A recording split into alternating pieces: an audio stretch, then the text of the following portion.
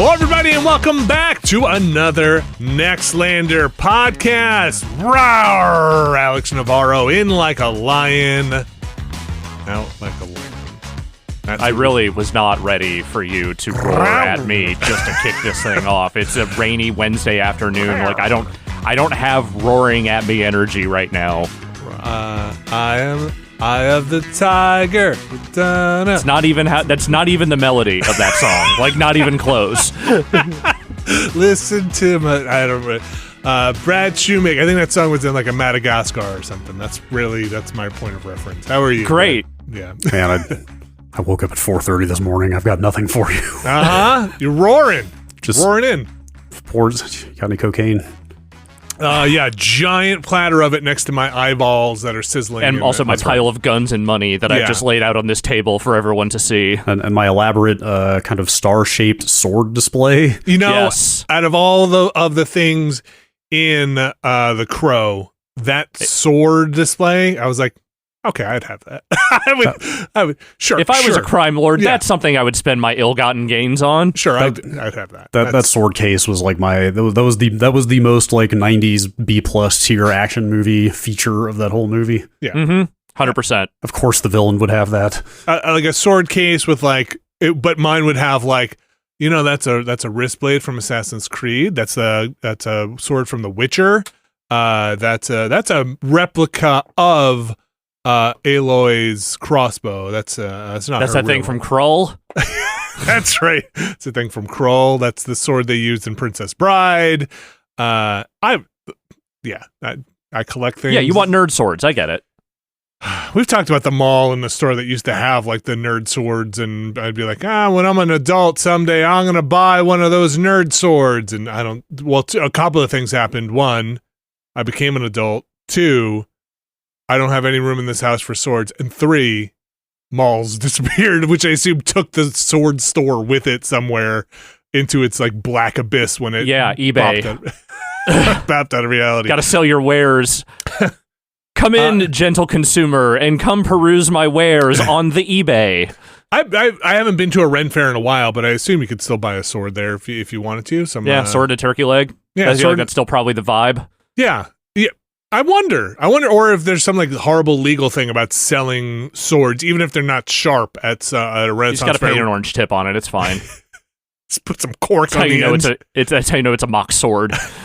Where at a place where as soon as you buy that sword, somebody's going to be swinging at somebody else, right? You just in a mall, at least you buy that sword, you're putting it in a bag. That person's probably keeping it in the bag until they're at least past the frozen yogurt place and lids, and maybe when they're walking out the door looking at it. You sell at a Renaissance fair, immediately that person is swinging at something. Oh yeah, 100%. And also, I'm thinking about the business ramifications of having to buy a bunch of sword-shaped bags to sell in the mall. Like that feels like that's not a thing you can find easily. No, I'm not sure what other item takes that shape of bag. A baseball bat? Pool cues and exceedingly large dildos. That's about all I can think of. That's a fucking the occasional baseball bat, I guess. That's a big dildo. Look, look, I'm not here to judge. You gotta go. I'm not here to tell you your lifestyle is not okay. That is some Saints Row level of. What happened to that thing? I think did Ryan take that? The dildo sword. I believe he was the last possessor of it, as far as I know. Anyway. So what were we talking about? Swords. March. Buster swords? Roaring for reasons? Roaring because it's March and you're in like a lion, out like a lamb.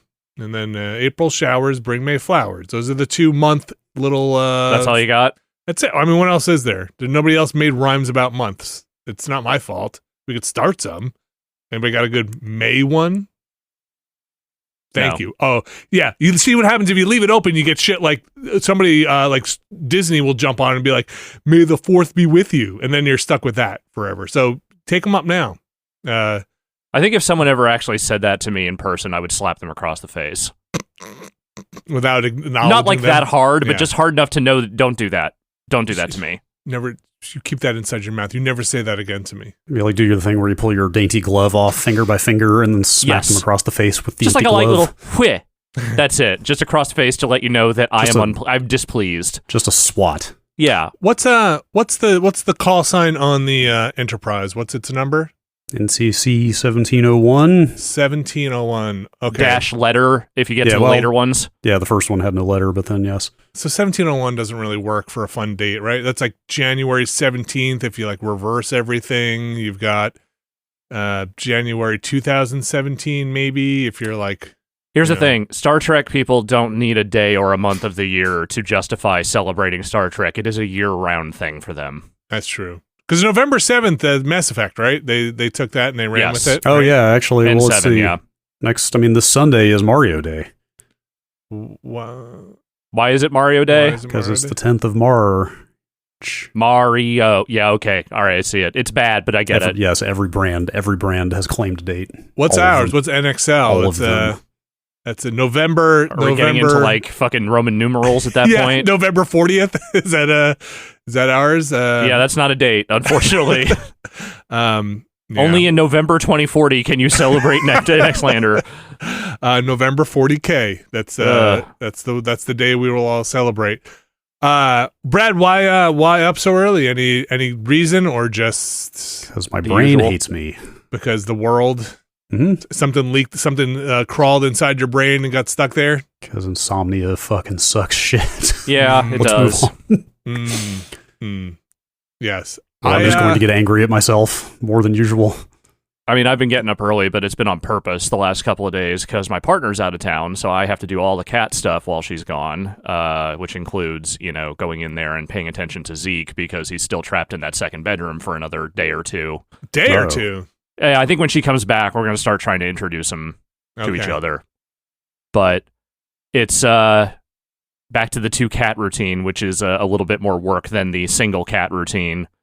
But it's been nice because basically I spent a grand total of 6 hours last night just moving between the 2 cats. Just finish with one, go to the other. 3 hours on the couch with Tangy, then like an Jeez. hour and a half upstairs with Zeke, then came back down, and then Tangy came and nuzzled up with me again. So it's just like I am just cat warmer basically at this point. Which is good because I feel like you're manually introducing the sense to either cat. Oh, they know. Yeah. They super know about each other at this point. Like they've seen each other through the door. Occasionally Zeke will push the towel out from under the door and start just jamming his paw out under there, like reaching for anything. Yeah. And then Tangy will see that, very clearly know what that is, and then just start batting back at it. Yeah. So I don't think she cares, but we can't do it yet. Humans should adopt this level of new people introductions, like new roommates or like a new person that you have to get to know, new family member or something like that. Yeah, anytime you make a new friend, you have to quarantine them in a bedroom for 2 weeks. Yeah, you go in a bedroom and you kind of like, they're in there and you're like, okay, maybe tomorrow or the next day you can go in there and you can actually meet this person. Here, smell their clothes. We have to give them a flea bomb first. Yes, they have fleas. But they're sticking their fingers under the door. You sure they don't want to come out of there? No, they're cool. They're happy. No, they'll be fine until I bring them their food. They're happy. You come out, you're just bloody mess. Like, no, they're very happy. They're going to be good. We've got some games to talk about this week, not the least of which is a Final Fantasy. We're going to update some Final Fantasy 7 Rebirth here. Also going to talk about Helskate. Skull and Bones, you may have heard of it. It's a little update on Helldivers 2. But first, I don't think we're going to get into spoilers here, but, we're going to talk some Final Fantasy 7 Rebirth, and again, just kind of generally out there. I know a lot of people are playing it because it's a hell of a long game. Continuing to play it. But spoilers like things like Sephiroth, if I say that. Sephiroth. Aerith, I'll say things like that. That's about it. Tifa, Materia, I'll say things like that. Barrett. No, I won't say Barrett. Chadley. You watch your mouth. Okay. I'm just saying, Chadley is on the tip of everyone's tongue these days, it seems like. Just gonna whip out my Chad device and go to town. Let's talk about some Final Fantasy Rebirth. Really not any spoilers to get into here. I think, Brad, you and I are about the same spot, and that spot is making sure the grasslands are clear of objective icons. Oh, yeah. I got that done. Well, actually, let's see. What did I leave? I think one battle simulator. Oh, you know what? I left one battle simulator thing there. It is the one where you have to level the enemy skill materia up before you can access it. Wait, I think the combat simulator ones are global, right? I'm in the next open area. I'm in chapter 4 in Junon. Okay, that's where the demo. That's the second part of the demo they put out. The big coastal, the giant gun on the coast. I have met another notable character. I will say. I don't think you've gotten there quite yet, but someone you might know you will meet very shortly. I am in the. I left off. I think in the transitional zone between the grasslands and that area. In the mines. In the mines. Yeah. There's still some hallway design in this game. Like it's not all open, but I think the ratio is way, way, way better than it was in Remake, which was kind of all hallways, all the time. Always. Brad, my question for you was going to be... Puns don't work so well when the pun is just a regular word. What's an alway? Always. Always. Hallways. Yes. There you go. What did you think of scooping up the map or cleaning up the map, scrubbing the map? It was fun. I enjoyed it. Like navigating that terrain, it's a little weird. Yeah. Like I don't know how to... Least favorite thing to do. Oh, on that whole map? Gosh, I don't know. It could be traversal. It could be a type of icon. It could be like my example would be the chocobo scent stuff. I find getting my chocobo over the point to dig is a little finicky. Like the turning radius on a chocobo kind of sucks. It's a bit unwieldy. I have to recommend. I watched a 9 things you might not know about Rebirth video from GameSpot. Did you know, first of all, when you go to equip materia, if you press the touchpad, you get a display of everybody's materia all at once? No. And you can swap them around between all of the characters at will? I did not know that. I highly recommend it. That's pretty good. It's huge. Do you, okay, I'm gonna kind of jump around here, so keep the rest of the thought in your head for a second. Okay, because there's another tip about writing the chocobo that I have to pin it for a second, because I want to ask you about materia.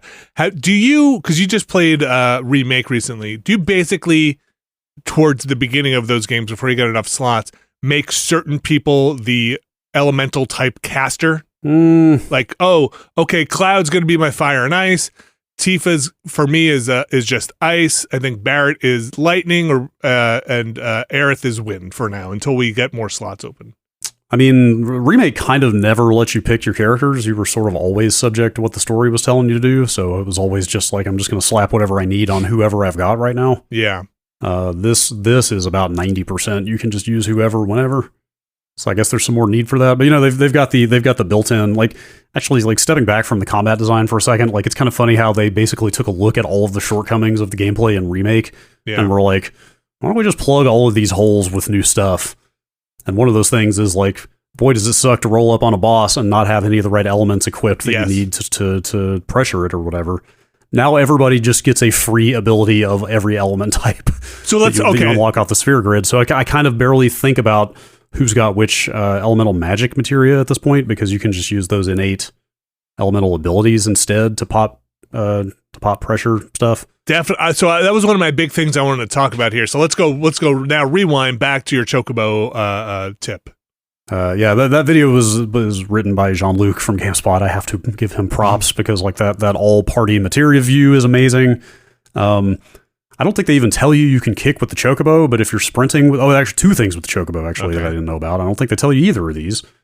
When you're sprinting with the chocobo, if you hold down circle, you can drift with it. Okay, did not know that. All right. You can drift with the chocobo, which is very good for turning. Okay. But he came up with an even better technique. Apparently, the chocobos can also kick. I know I can kick boxes and stuff. But...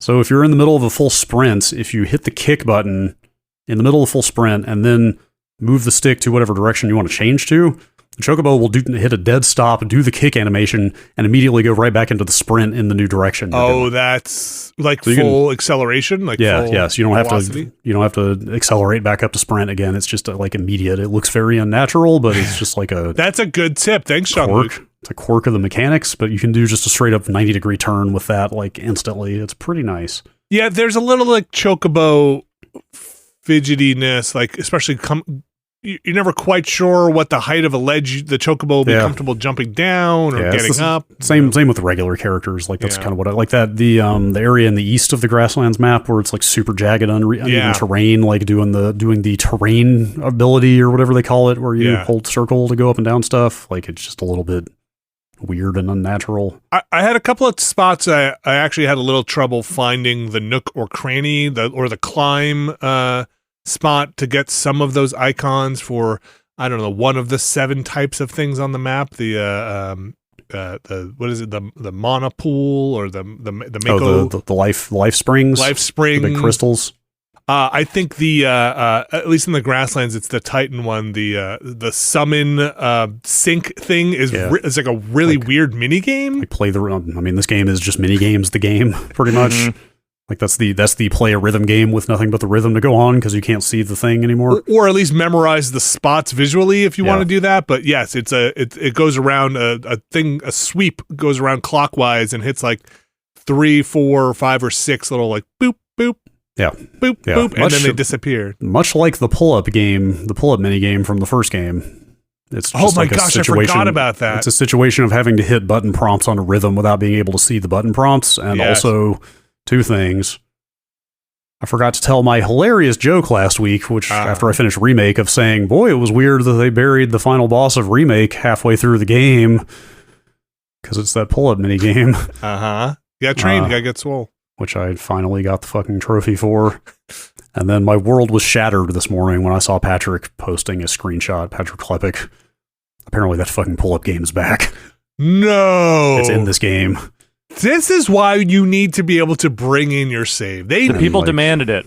Of course, Jules was going to show up and lord it over you again. I thought, look, was Jules in Under the Plate? Did Jules make it? I don't remember where Jules was. Jules was in Walmart, not in Sector 7, so. All right, well, fair then. Also, Jules is too swole to be crushed by even a gigantic falling plate. Jules could hold the plate up. That's right. So do you have any kind of nitpicks from now clearing out the Grasslands that you remember being like, these again? No, nothing. I mean, like, the fast travel is super generous in that game. I'll give them that. Like, the load times. It took me a bit to realize that you can kind of fast travel to almost any unlocked point on the map. I thought it was just Chocobo stations. Nope, it's anything. And you can, I mean, the load times, of course, are non-existent, but also you can decide to, when you fast travel, already be mounted on a Chocobo when you get there. Like, why wouldn't you be? It's surprisingly, well, if you want to do something at that location. Yes. It's very generous about just letting you warp around, so it's actually pretty pleasant to just fire it up for an hour and tick some stuff off and then go do something else. I didn't get sick of any of the stuff in the Grasslands. I will say when I got to Junon and started like activating towers again and stuff, like I had a moment of like, first of all, I don't know how many of these open world maps there are. There might be 3 of them in the game or 5 or 20 for all I know. But like, definitely for a second, I was like, am I going to be down with clearing each of these maps as I get to them? Because it's kind of the same stuff. Maybe they change it up more. I don't know. It doesn't stop me so far. But I will say, when I got to Junon, I actually just beelined for the city because I just wanted to find more Queen's Blood opponents. Hell yeah! There are not enough Queen's Blood opponents in the Grasslands. Since you did everything, you got that legendary card, right? Your the Moogle, not Moogle, sorry, the Chocobo card. Oh, right? yes. So here's the thing that maybe a spoiler. I don't know because I honestly don't know the answer. And if you just got the Junon, I don't know if that's the answer to this either. On some of the cards, it looks like there are more rows than I have been playing in Queen's Blood because there are only 3 rows in the games I have been playing. And on some of the cards, it looks like it will span 5 rows. I assume that's just 5 rows in one direction or total? In one direction. Oh, in one direction. I don't know about that then. I generally assumed those were just to give you more options if you play it on the edge of the board, but if it's that big, I don't know. No, it's like maybe the board does expand. I've got cards now that go. The card is if you play it in the middle, it jumps a space, and then there's a square above it, and the same thing on the bottom. It goes over a row, and then there's a thing on the bottom. I haven't played it. I don't know if that board gets bigger. I have no idea. I don't think so. It would seem weird, right? Yeah, I don't think I have cards that go more than 3 squares in any direction from the play square, but I might be wrong. more than 3 squares from the play square, up or down? Yeah. I don't think I do. Wait, if it goes more than 1 square up, maybe the board is just 3 rows, or two, right? 2 rather. Yeah, I don't know. Maybe the board does expand. I wouldn't. That'd be messed up if the board expanded. I would be way into it. Because if you look at that Chocobo card, it's like an explosion of green squares. No, I don't think I actually went and equipped that thing now that you mention it. Oh, yeah. You should look it up. It's like... in fact, I definitely didn't, because that was the last time I got to play that. Oh, okay. I don't think you ever get to play with it in that quest, right? But you get it at the very end of that quest, right? No, but I built another deck after I didn't even thought to go look at the card because I haven't gotten to play again. I hope I would love a bigger board. You would? Oh yeah. Like I not like trying to blow my horn here or anything. This is just like rudimentary, but like I've kind of been destroying all the opponents by just taking territory. Yes. Like I've basically gotten to the point where I just play 4 out of the 5 squares across the board, and they only get the back row, and then you just kind of win. Yeah, and I'm sure it gets way harder. Like I know from reading little bits, I know that a lot of the later game cards have a bunch of crazy powers on them. Yes. So maybe that's where the difficulty and the strategy starts coming in. But those opponents in the grasslands there's not a lot there. Well, you got the you fought the guy where you get the Chocobo card and you get the he can like destroy some of your cards, right? Did he play those cards where he like basically he can take out some of your cards and open up a square again? I don't remember seeing that. Like I said, though, my strategy has just been to try to take territory as fast as I can and block them from playing other cards or playing cards on their side. That feels so good. That game is fun. It's cool. I've kind of been thinking about bumping the difficulty to dynamic, which is weirdly named. Normally, you would think dynamic means it would like scale down or something. Well, I guess maybe it does both, but the wording on the description kind of makes it sound like dynamic scales the difficulty up if you're having too easy a time. Interesting. Because there's all this new stuff in the combat and I want to mess with it, but I keep finding myself like just not having enough time to use like the synergy abilities. Maybe I should just be using abilities more. I mean, there are certain battles, right? Like unless it's like boss battles, yeah, for sure. Like most boss battles, you'll generally have time to get off this energy ability or two. Like that Quetzalcoatl fight, I feel like that was like, okay. And there's you're going to so you got past the swamp, you fought that boss there.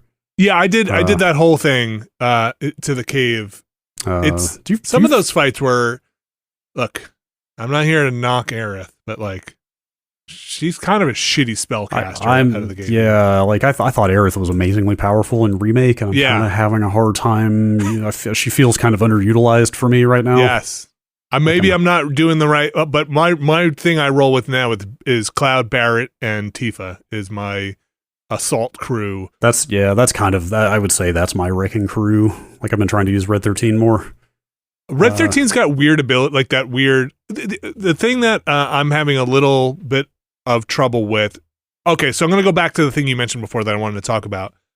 I spent a lot of time just recently going through let's just call it the sphere grid. I forget what they actually call it, but it's where you kind of start to get into what synergy abilities you're going to have unlocked. And I mostly went for the passive buffs where I could get them, like, hey, attack power up by 10% or HP goes up by 200, stuff like that.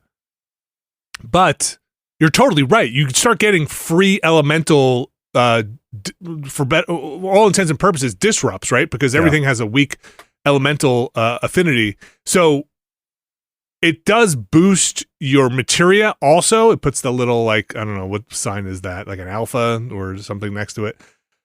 But I don't use the spells as much now. Now I'll just use that ability, save my mana for stuff I can't disrupt.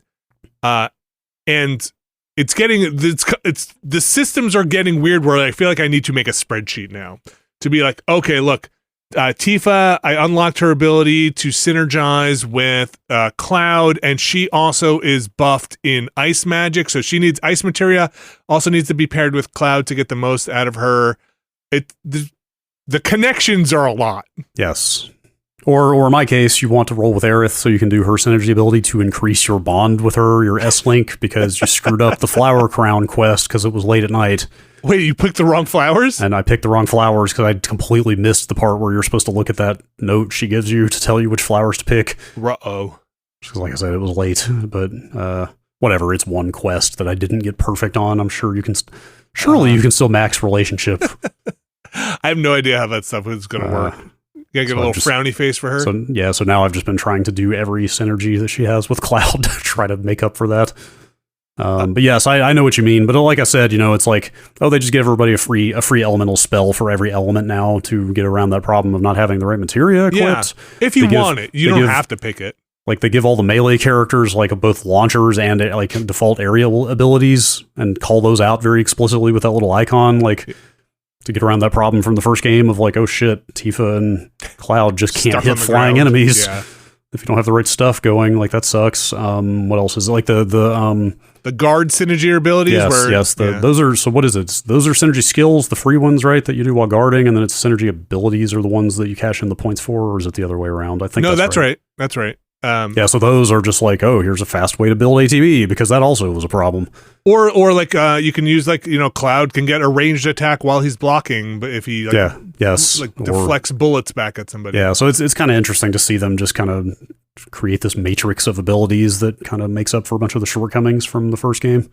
It's kind of a lot, though. It's a lot. It is a lot. And that's kind of why I was thinking about bumping it to dynamic. I kind of want the fights to be longer so I have more time to both think about what I want to do and also earn the ATB and the synergy points to do it. Yeah. I need the other characters to get ATB faster. I feel like whatever character I'm playing, maybe it's because I'm attacking more frequently or something, but that bar fills so much faster than I'm always waiting on other characters' ATB to go up. Like whether it's like I am just defaulting to more ATB for everything, whether it's like weapon skills or the first strike materia or whatever that gives you more ATB. Yeah. I'm just always taking that right now. And I'm trying to, especially for Chadley, there comes a point sometimes with some of his requests where it's like, I can't pressure this thing, they're dead, I can pressure them, but I can't stagger them because they're dead. So you really got to hit those vulnerabilities over and over with not too much damage, but just increase the stagger bar, or use like Barrett's, his focus shot, which increases stagger. Otherwise, are you doing a lot of blocking?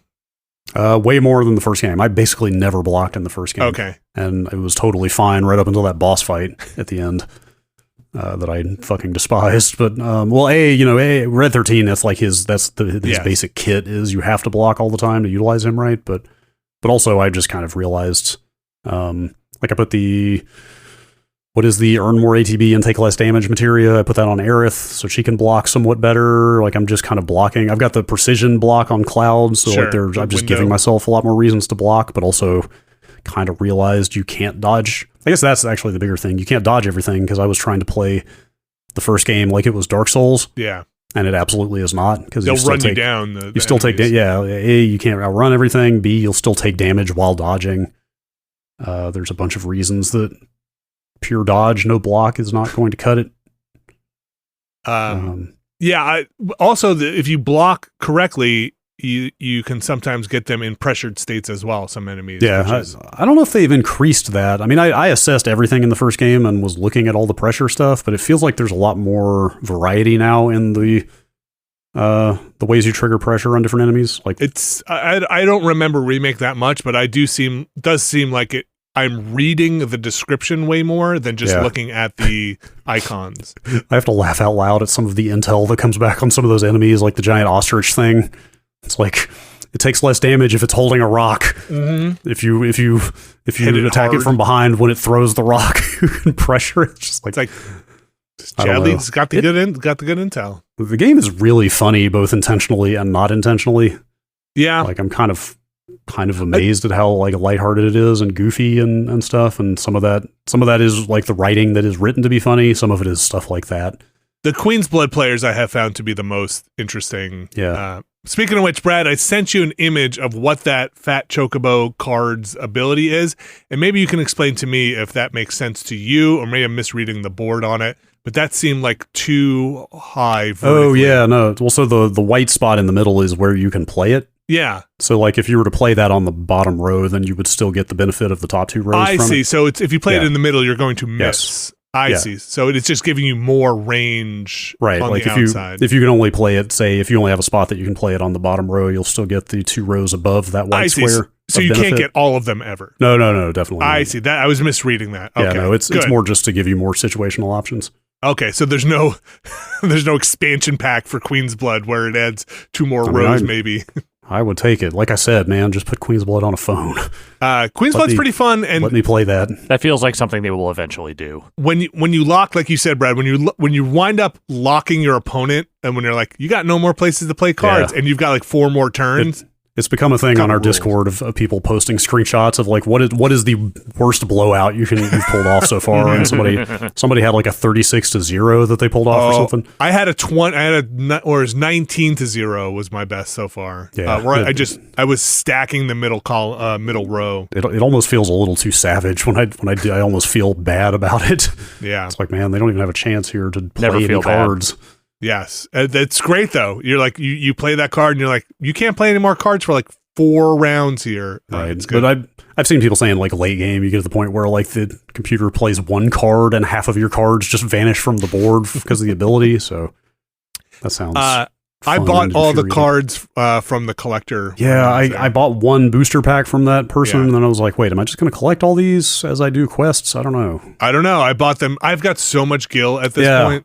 So. Like money was like hard to come by in the first game until the very end of the game, at which point all of a sudden it just started pouring in, I think because you do so much combat. But this has felt much more even-handed about just giving you gil as you play.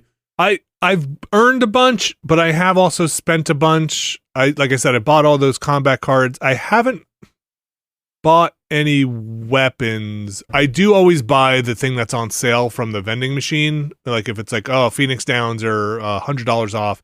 It's kind of like the first one where most vending machines will have some kind of sale inside.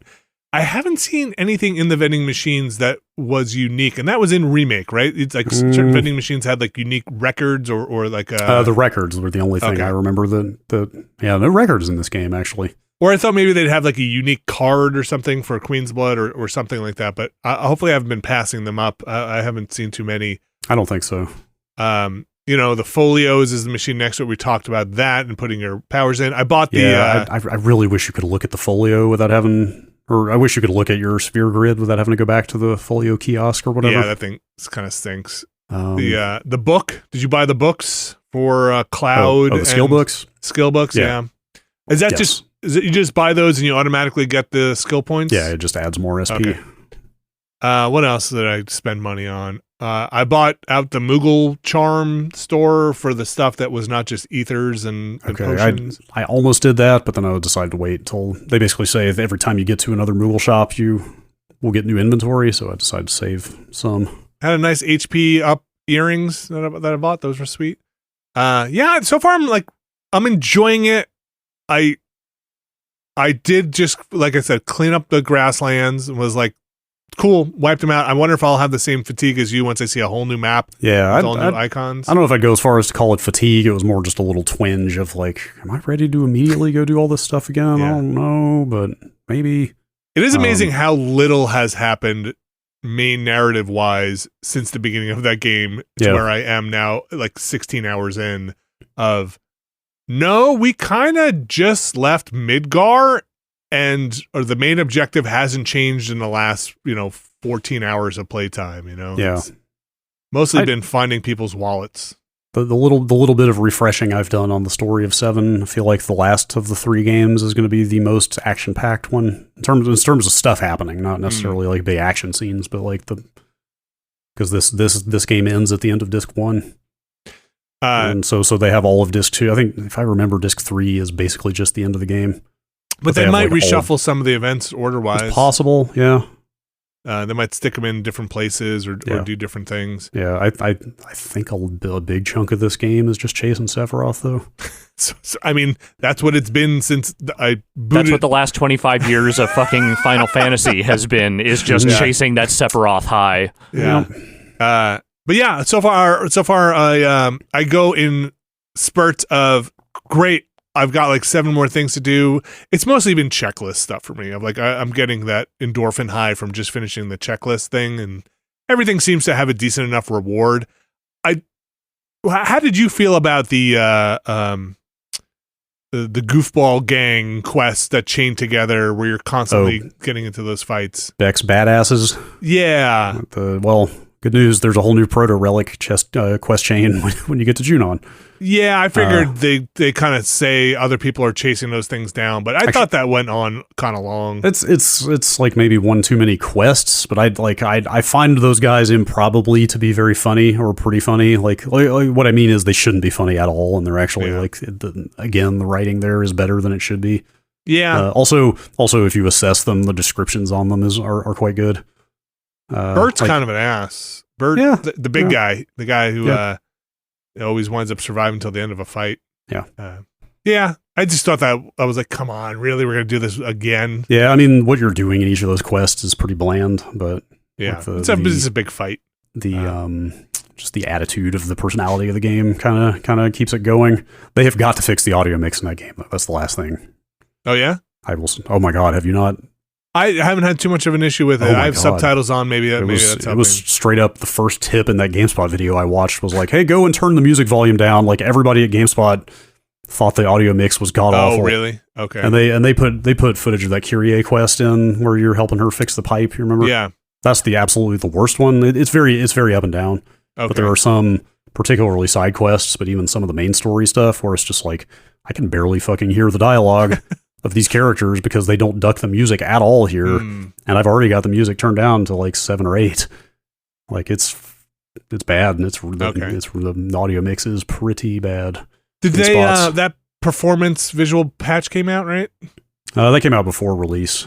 Okay. So in fact, I have not seen the game prior to that. That came out a couple days before launch. So what are you playing on? I'm still on the graphics mode. Like it just the performance mode looks just too blurry, too fuzzy. Okay. I don't know what's going on there, but like I would rather just have a straight up native 1080p image than whatever they're doing there. It's so fuzzy. I haven't switched it yet, so I don't know. I did try to pull the camera out thing. It's still not far enough out for me. I went all the way, and it feels like it hardly moved at all. I don't know. It's still a little too close, and I feel like if I don't lock on during combat, I completely get turned around and lost during a combat because those critters are running all over the place. Yeah. I mean, it's got a lock on, so that helps, but I've definitely had the camera just freak out with the lock on a couple times in different battles. Yeah. But dodging and stuff, man, it's a chaotic battlefield. Reading enemy attacks can be tough, and sometimes I just feel like I'm getting lucky on some of those dodges, and I also put on that increased dodge window materia as well to try and help a little bit, but enjoying it. Yeah. Yeah, I find it overall to be way better than the first game. Okay. Still some uneven stuff. Like the mines, is like I said, is just that kind of linear hallway design of just like run through here for an hour or 90 minutes, kind of straight in a line, fighting fairly dull enemies and pushing some mine carts back and forth. Which are not as bad as the robot hands from the first game, but you're still just pushing mine carts back and forth. Very slowly pushing mine carts, that walk animation. So without the dynamic difficulty on, is it your understanding that do you believe the mines to have been set at a difficulty no matter what level you came into the mines at? Yeah, I think that the difficulty is just fixed regardless of your level.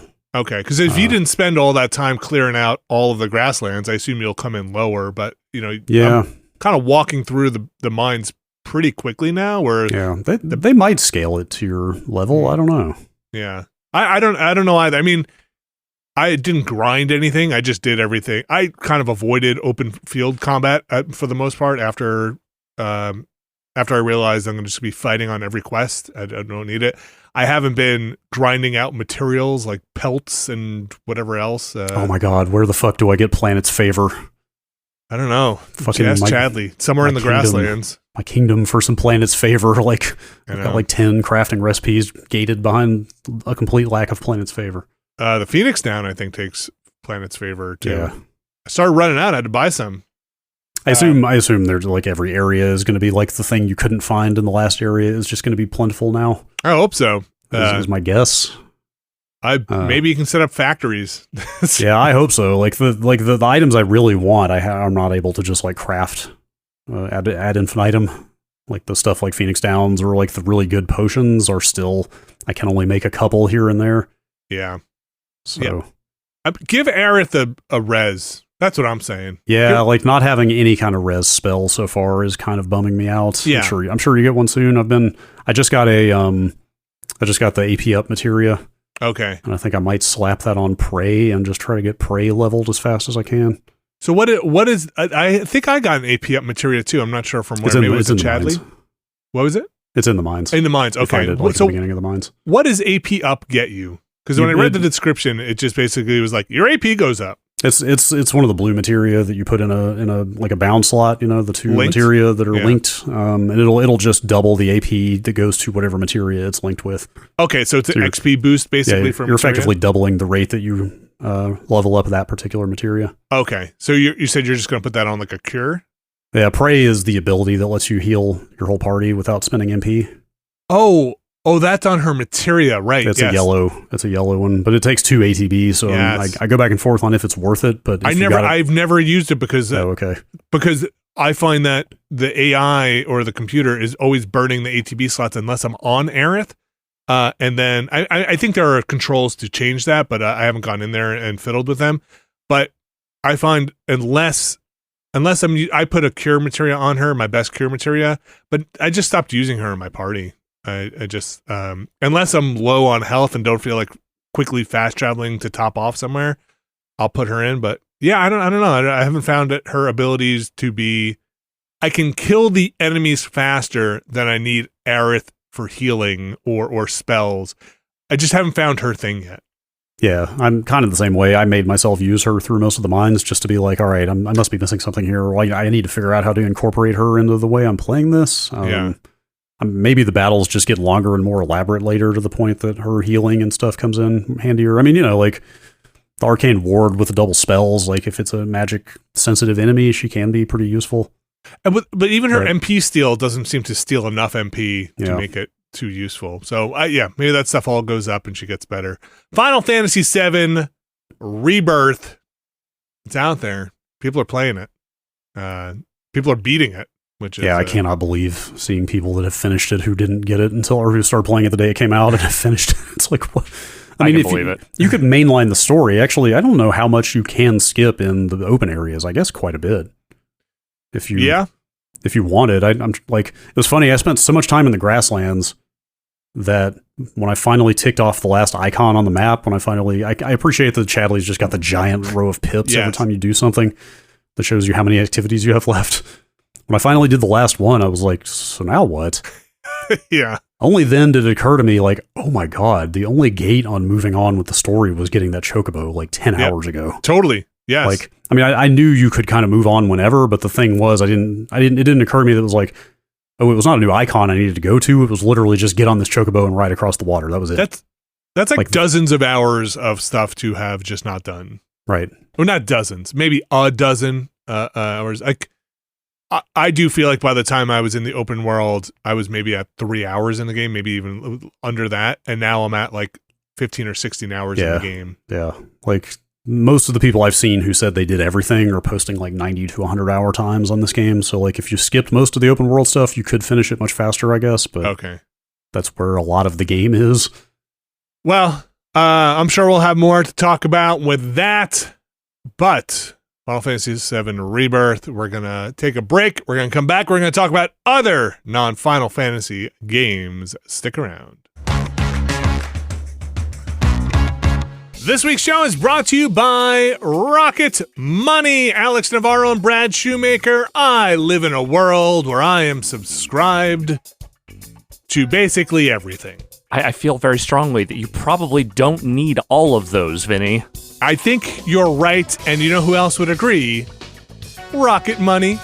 Rocket Money is a personal finance app that finds and cancels your unwanted subscriptions, monitors your spending, and helps lower your bills so that you can grow your savings. And if there's one thing I need, it's my savings to grow. Rocket Money will even try to negotiate and lower your bills for you by up to 20%. All you have to do is submit a picture of your bill, and Rocket Money takes care of the rest. They'll deal with customer service for you. I should add 2 things I need in my life: increase my savings and somebody to deal with customer service for me, because sometimes if time is money, look at Rocket Money saving you even more. Rocket Money has over 5 million users and has saved a total of $500 million in canceled subscriptions, saving members up to $740 a year when using all of the app's features. Stop wasting money on things you don't use. Cancel your unwanted subscriptions by going to rocketmoney.com/Nextlander. That's rocketmoney.com/Nextlander. rocketmoney.com/Nextlander. Thanks, Rocket Money. All right, we are back in Alex Navarro. Helskate. It's in early access now. What did you call me? Helskate.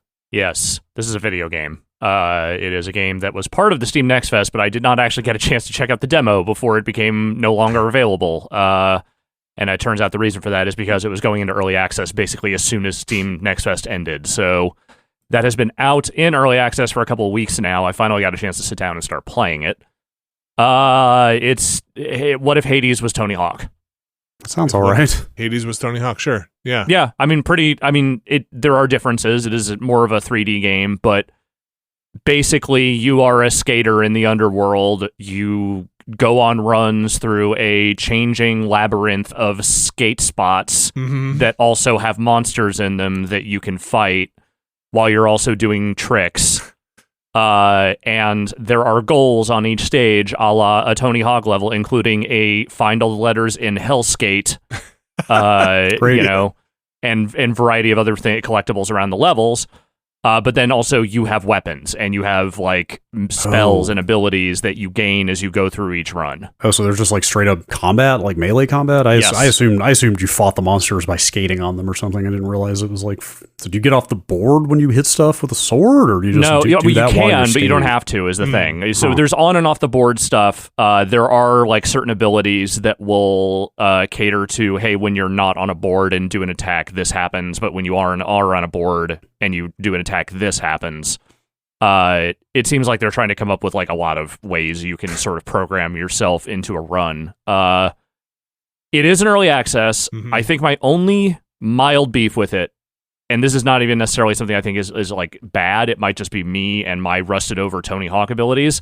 I have not found the skating and trick system to be maybe quite as fluid as I would like, because you are having to juggle also the mental task of, hey, these guys are shooting at me while I'm trying to do like Tony Hawk combos. Right, which you should be doing. So those attacks can go into your combo. Like they fit in as part of like your overall chain. But trying to think about like, okay, I'm going to do a manual here, but when I do this kind of manual, that gives me an extra crit ability.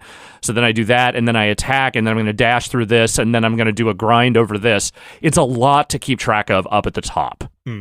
Especially if you like have not played a shit ton of Tony Hawk lately, which, I mean, I played a fair amount of that 1 and 2 remake, but let's just say it had been some years, and my Tony Hawk skills had definitely rusted over a bit.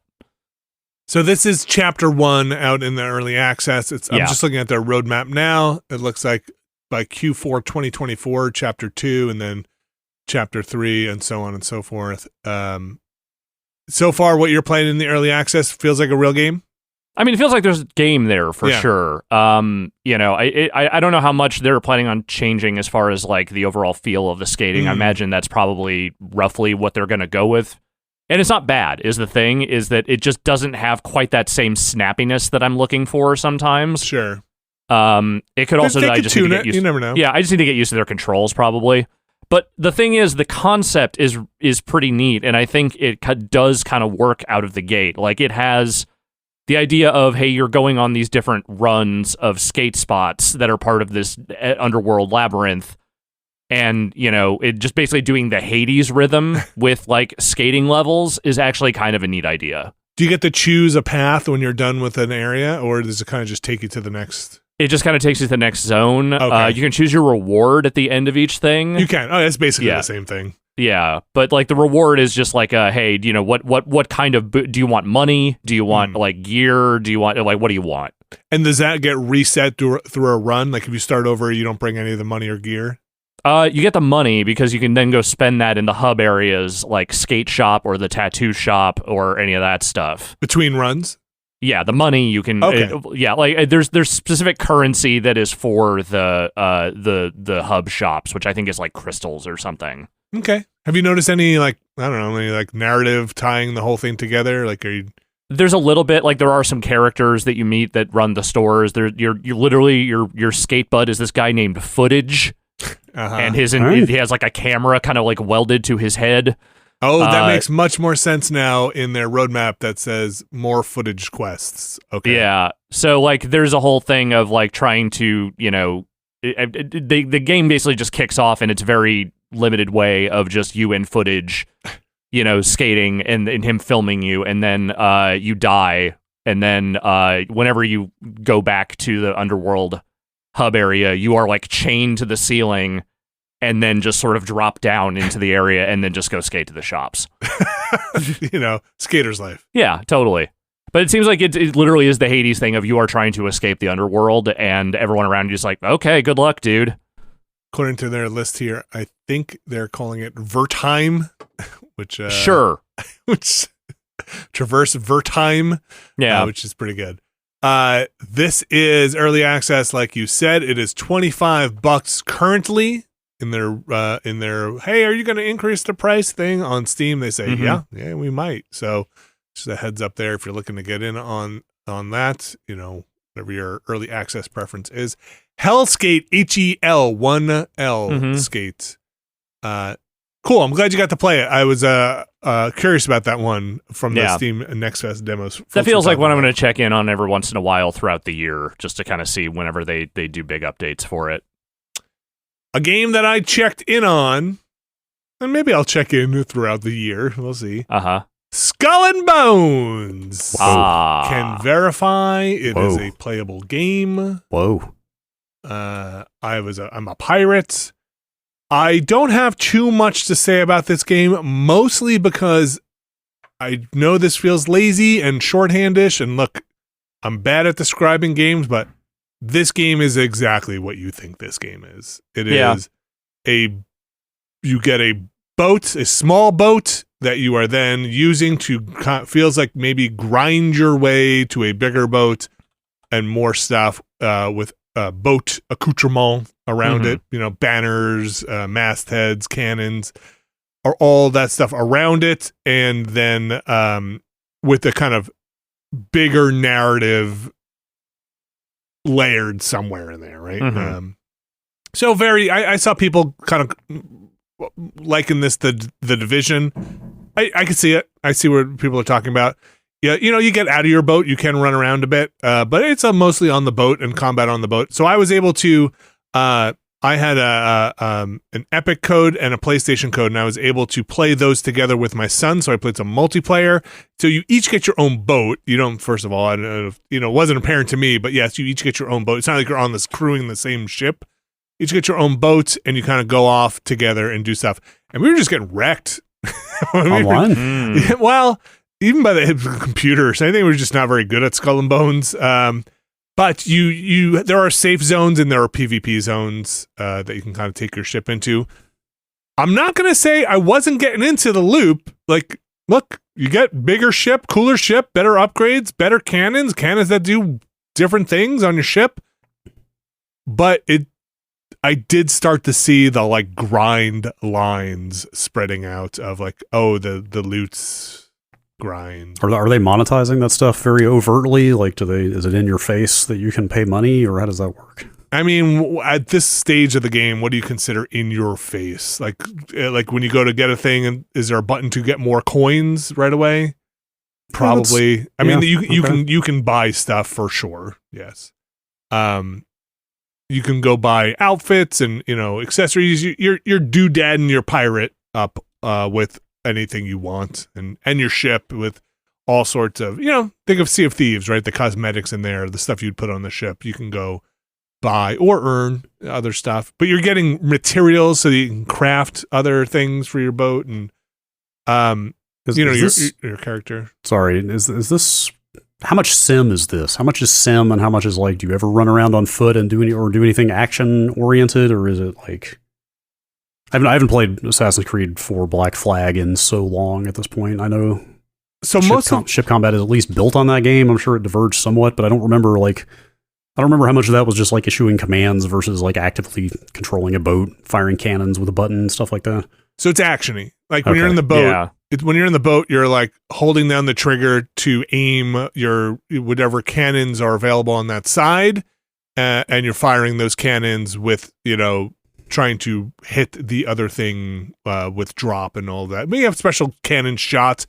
The cannons all behave a little differently, but it is actiony. Like you're trying to get on broadside. You're using your sails to speed up and slow down.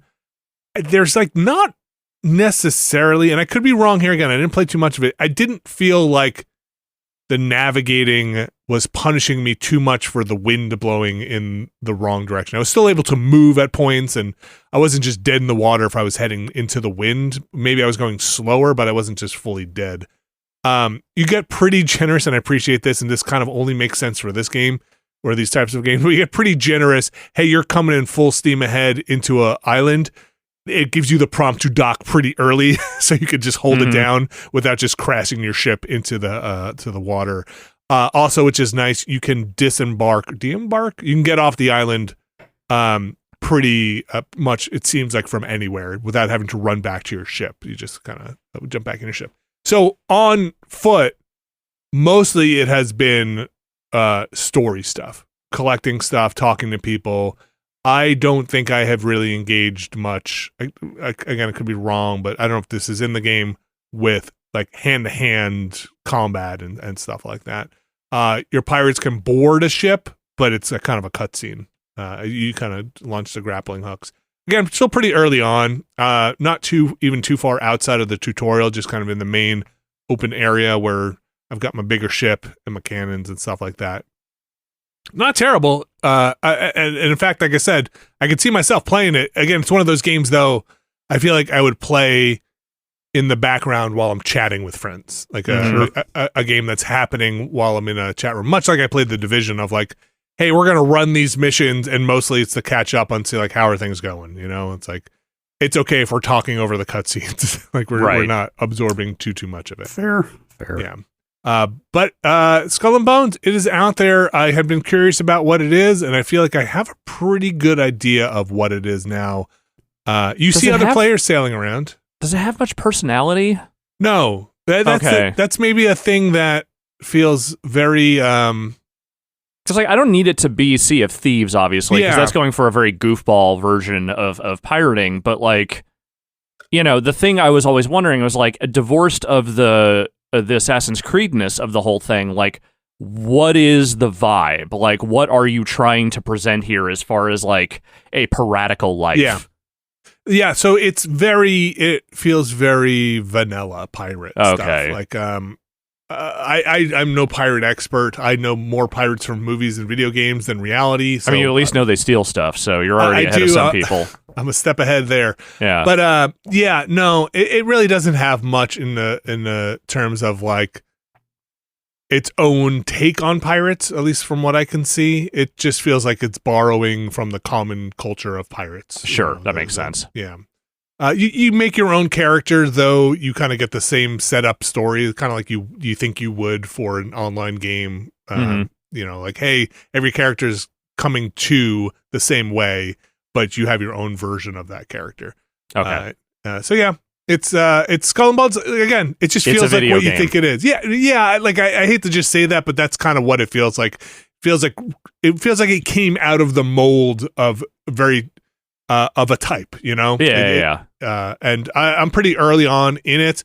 I haven't seen too many people talking about it, at least the people I follow that play a lot of games. I haven't either. I've seen almost no one talking about this game other than, wow, it actually came out. Like, that was probably the last thing I saw anyone say about it. Like, it didn't seem buggy or anything. It seemed totally playable. Seems like it works. I mean, there's a little bit of that swirling negativity around it that was similar to what Suicide Squad saw. Of people going like, here's how exciting it was to board ships in Black Flag. Here's what it looks like in Skull and Bones in a derogatory way kind of stuff. Yeah, people seem primed to not like it, let's say, but I have not seen much discussion of the actual game. If your ship goes down, you get in your ship again and you go get your loot. That's what I'm saying in terms of like, that's kind of what's going on there, right? It's one of those types of experiences where, you have your telescope, you can see what a ship is carrying. It does seem like, actually, I should say it does seem kind of interesting, and I didn't explore it too much. Seems like you could also go about being a trader and moving goods from one port to another port and making money that way instead of purely going pirate combat. It seems like you could buy up stuff in a port that sells for higher or lower, and then do the trading thing, which I always love when a game does that part. Even though I don't always engage with it, I do like. You like the option because what is commerce? But just a term, just another way of pirates. I always think of Wing Commander Privateer whenever that comparison is made. It's like, hey, it's a game where you can fight or you can sell. Yeah, it's like, oh, it's like private. Wait, this is Wing Commander Pirateer. Pirateer, yes, very good. Skull and Bones, that game is out now. I believe there was a story about it getting a price reduction, but I think that price has reverted back. What was up? That was like $25 off or something. But then you said this morning it had gone back up. Was that some kind of I don't know. Error? I didn't look too much into it, so I don't know. Maybe it was on sale for a weekend, or they're trying to get more pirates out there. All right, we'll talk more about some piracy stuff in the news. But the other thing I have been playing a bunch of course, is Helldivers 2. I've been playing with my son now. Whenever we get a chance, he loves that game. Wants to play it constantly. Talking about builds. Have you gotten any sense from him, like how discussed that game is on the schoolyard? Let's say, you know what I mean. What are like, what are they saying? I ask him every day. Okay, I do. I ask him. I say, "Who's talking about Helldivers?" And he says, "Nobody." Really? Yeah. Like in his like friend group age bracket, nobody's really. The only answer I got was his Taekwondo teacher was talking about it. Yeah. Wow. So I'm like, your friends, they stink. Get them. I was like, you got to get your friends PS5s or something. Like, let's go. Let's get these kids going. Because I think didn't they just release sales numbers? Were those official sales numbers, or were people divining that from? No, it was the CEO himself. They've sold about 3 million copies already, which is pretty insane in less than a month. That's across all platforms. I guess so. Yeah, but that's interesting. I just I kind know. of assumed. I have the same mindset as you. Is like, I assumed that this would be the thing to take off, but those guys are playing like a lot of iPad stuff, a lot of Fortnite still. Though he said Fortnite's kind of a little passe, but still Roblox. Huh. Interesting. Yeah, we have to break them out. We have to find a new way for them. How are we gonna? We're back on the bugs. We lost the war against the automatons. They marched on. Yeah, okay? I think I was on. Thanks, Joel. Last time I played it was like 12 hours before that defend mission was supposed to end, and we were only at 6 out of 8. And I was like, well, this is not happening. No, I blame the servers. But that game continues to be fun. I'm very close to level 15. I've run solo missions now to see like, okay, like what is the loop here if you're doing this solo? Like how does this go? My son and I and my daughter, we've been playing on challenging, which is great because we moved it up. Still wondering if the benefit we get from playing on challenging and not doing everything is better than the benefit we get from doing more on lower difficulties. But we get those better mats on challenging, so that's happening. So that game still, I feel like, is just tuned for fun in a way that makes it cool. If I could just get my daughter to switch over to the breaker, I feel like I would nope. They nerfed the breaker this morning. What? I was waiting until we get to it in the news, but they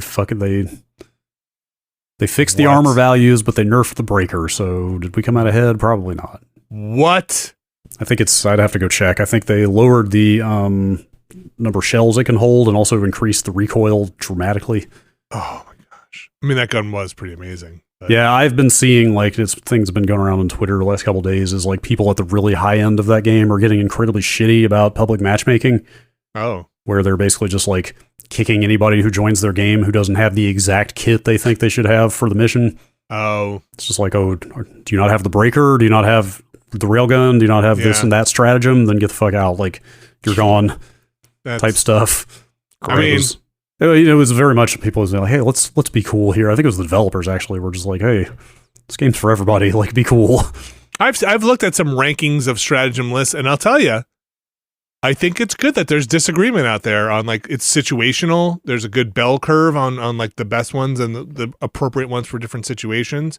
The higher level ones do seem to be, very useful in certain in that Helldiver challenging mode, and lower level ones and different styles of play. Yeah, I thought it was funny to see that the Breaker had in fact gotten that reputation for like this is the only gun you should use at any kind of high level, but I guess that's not true as of today.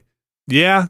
It's an interestingly balanced game if you really dig in and you start thinking about stratagems, things that require backpacks versus having other backpacks on. It's cool. And also the thing that I've gotten into with playing with my kids since I'm a little higher level is, look, sometimes I bring in two things to share. Like I'll bring in a thing and be like, you take this one, I'll get it on the cooldown. You bring in different stratagems so that we can both have this heavy weapon, but we can also have other stratagems out there, which is interesting. It's a fun combo. That game's still really enjoying it. We'll get to it in the news, but I'm curious to see what happens next with that game. Alex, any more Balatro? I mean, I'm still playing it, but let me tell you right now, I don't think I'm going to stop playing anytime soon. Not if they don't force you to stop playing. I'm just kidding. Well, they can't force me to stop playing. They can stop me from buying it on the Nintendo Switch right now, apparently. But is that the only place it actually got delisted, or it's the only place that it is currently delisted, as far as I can tell. Did it come down on other stores as well? I think at least for a brief period, it may have. Yes. I wonder. No, to be clear, I mean, I only saw this in passing. It got what is it? It got erroneously flagged as containing gambling, right? And got the rating gambling imagery or something along those lines. I don't think they said it was real money gambling, but I think they thought that it's like E for everyone basically rating was not appropriate for the amount of gambling imagery in it, but also it's not gambling imagery. It's just playing poker with chips. Like, that's it. Oh yeah, the rating is bullshit. Like that, yeah. it was not supposed. That should not have happened. But I wonder about it getting delisted from stores. If any of that was automated, like I wonder if a person had to elect to take it down on every store it came down on, or if some of them like, oh, the rating got fouled up, so as a failsafe, it automatically like got taken off of sale or something. I want to say something like this happened with Sunshine Shuffle, that narrative poker game that came out last year. I think Xavier Nelson was making some joke on Twitter about, how it was teaching kids to gamble or whatever, and some ratings board caught wind of that, and it basically got blocked from Switch release initially. I think that got fixed eventually, but like, it seems like there is like a weird, maybe hypersensitivity around games that use gambling or gambling-like things as a hook that are not actually gambling games, because everyone is so hypersensitive to the idea of accidentally letting kids play casino games. And so, just so people, we're not doing this in the news section, so some of the information we haven't researched. I haven't dug in that deep, but there was an announcement from the developer basically saying, hey, we had to pull it down from some stores because of this ratings problem. Oh, maybe they pulled it down themselves? They went from 3+ to 18+ without any warning. It got delisted, and it mostly seemed like European and the Americas. I think it did not get delisted. Yeah, but it seems like it is resolving over time. I think because it was a PEGI rating is what it was. But yeah, the Balatro still seems awesome. I think that game is still probably doing fine, all things considered. Yeah, I really need to try it at some point when I climb out of this Final Fantasy hole. Well, hopefully Final Fantasy doesn't get delisted because of my Queen's blood. I'm addicted. I put up I'm not wagering anything, just my time. Just your time in your life. It's my time in my life. Anything else you guys want to talk about game-wise before we jump into the news? No? All right. That's all I got right now. All I got right now. We're going to take another break here. We're going to come back. We're going to talk about the news, so don't go away. And just like that, we are back. And you know who's back? Nintendo's lawyers. Mm-hmm. Did they ever go away? Some might say they never left. Never left. Always watching. That retainer is sizable. Nintendo, we mentioned this last time. It was more in the breaking news stage then. But now, Brad, what is going on with Yuzu and I guess Citra and Nintendo? Yeah, boy, this came to a conclusion rapidly. Nintendo, what a conclusion. Nintendo had just sued the makers of the Switch emulator Yuzu, like right before last week's show, for, quote, facilitating piracy at a colossal scale. And less than a week later, here we are, the makers of Yuzu, Tropic Haze, I guess is the name of their company, because they were making a fair amount of money off of this emulator. Tropic Haze LLC or something. They have settled with Nintendo to the tune of $2.4 million. Also, they cannot make or distribute Yuzu anymore. Or Citra, their 3DS emulator, which seemed to kind of have nothing to do with this. Also, their statement is something. The thing they put out. The one about piracy. The one about, we never wanted this to happen. Yeah. We love Nintendo. We're so ashamed. I would rather burn in the fires of Nintendo hell than ever have this happen. We have been deeply disappointed when users have used our software to leak game content prior to its release and ruin the experience for legitimate purchasers and fans. Yeah. It's, look, I have a couple of takes on this. So that's kind of the legal upshot there. It's a settlement, financial settlement. You know, they could declare bankruptcy. I don't know if Nintendo actually expects to get this money from their LLC. They're suing the LLC. I don't think it's about people. the money. I think they do. I think they are going to pay. I mean, they were making quite a bit of money. Well, I'm saying like they don't have to. I don't think they'll take the money. I'm just saying that it's not about the money for them. You know, they'll get whatever they can and they'll liquidate the LLC and the money. I don't think this is going to pass through. I assume. I don't know. I'm not a lawyer. I assume that wouldn't pass through to the individuals, like some of the Nintendo's other cases they have brought, where they're garnishing wages or sending people to jail. The other part is, I think in the story you linked, Brad, to the Verge story, it's a settlement, so it's not legal precedent, because there is a lot of worry about the language in here about emulation and what this means for emulators going forward. Yeah, this doesn't actually apply to anything other than the Yuzu situation, what these people were doing and what they were settling for. Yes. I think having to flush Citra is the thing that was not expected. Yeah, which I don't think anybody has like divined exactly what condition is triggering that, other than it might just be some big blanket policy of you cannot work on anything related to Nintendo systems if you know what's good for you. You know, the sense seems to be that this is Yuzu or the parent company of Yuzu, Tropic Haze, basically taking the lesser of the evils here instead of a prolonged court battle with Nintendo, which would cost a lot of money. You get a fixed amount and you get out and you basically liquidate Tropic Haze and remove Tropic Haze from existence. Probably worth repeating, this was an open source project. The code is out there for this project. Since Are you saying the work may continue? Yes. Like, I mean, 2 forks have been announced like this morning or something, but like, I don't know who in their right mind actually wants to continue this, though, knowing that this is a possibility. So the thing that we pondered last time was, Nintendo is using parts of the Digital Millennial Copyright Act to say you're bypassing encryption. Yeah. And circumventing, not even saying emulation necessarily. I mean, they kind of did say emulation was a problem and led to piracy, but it was more of the circumventing the encryption. Yuzu did not include keys, I found out from last time. They gave instructions for how you can get keys, and Nintendo says they facilitated getting keys.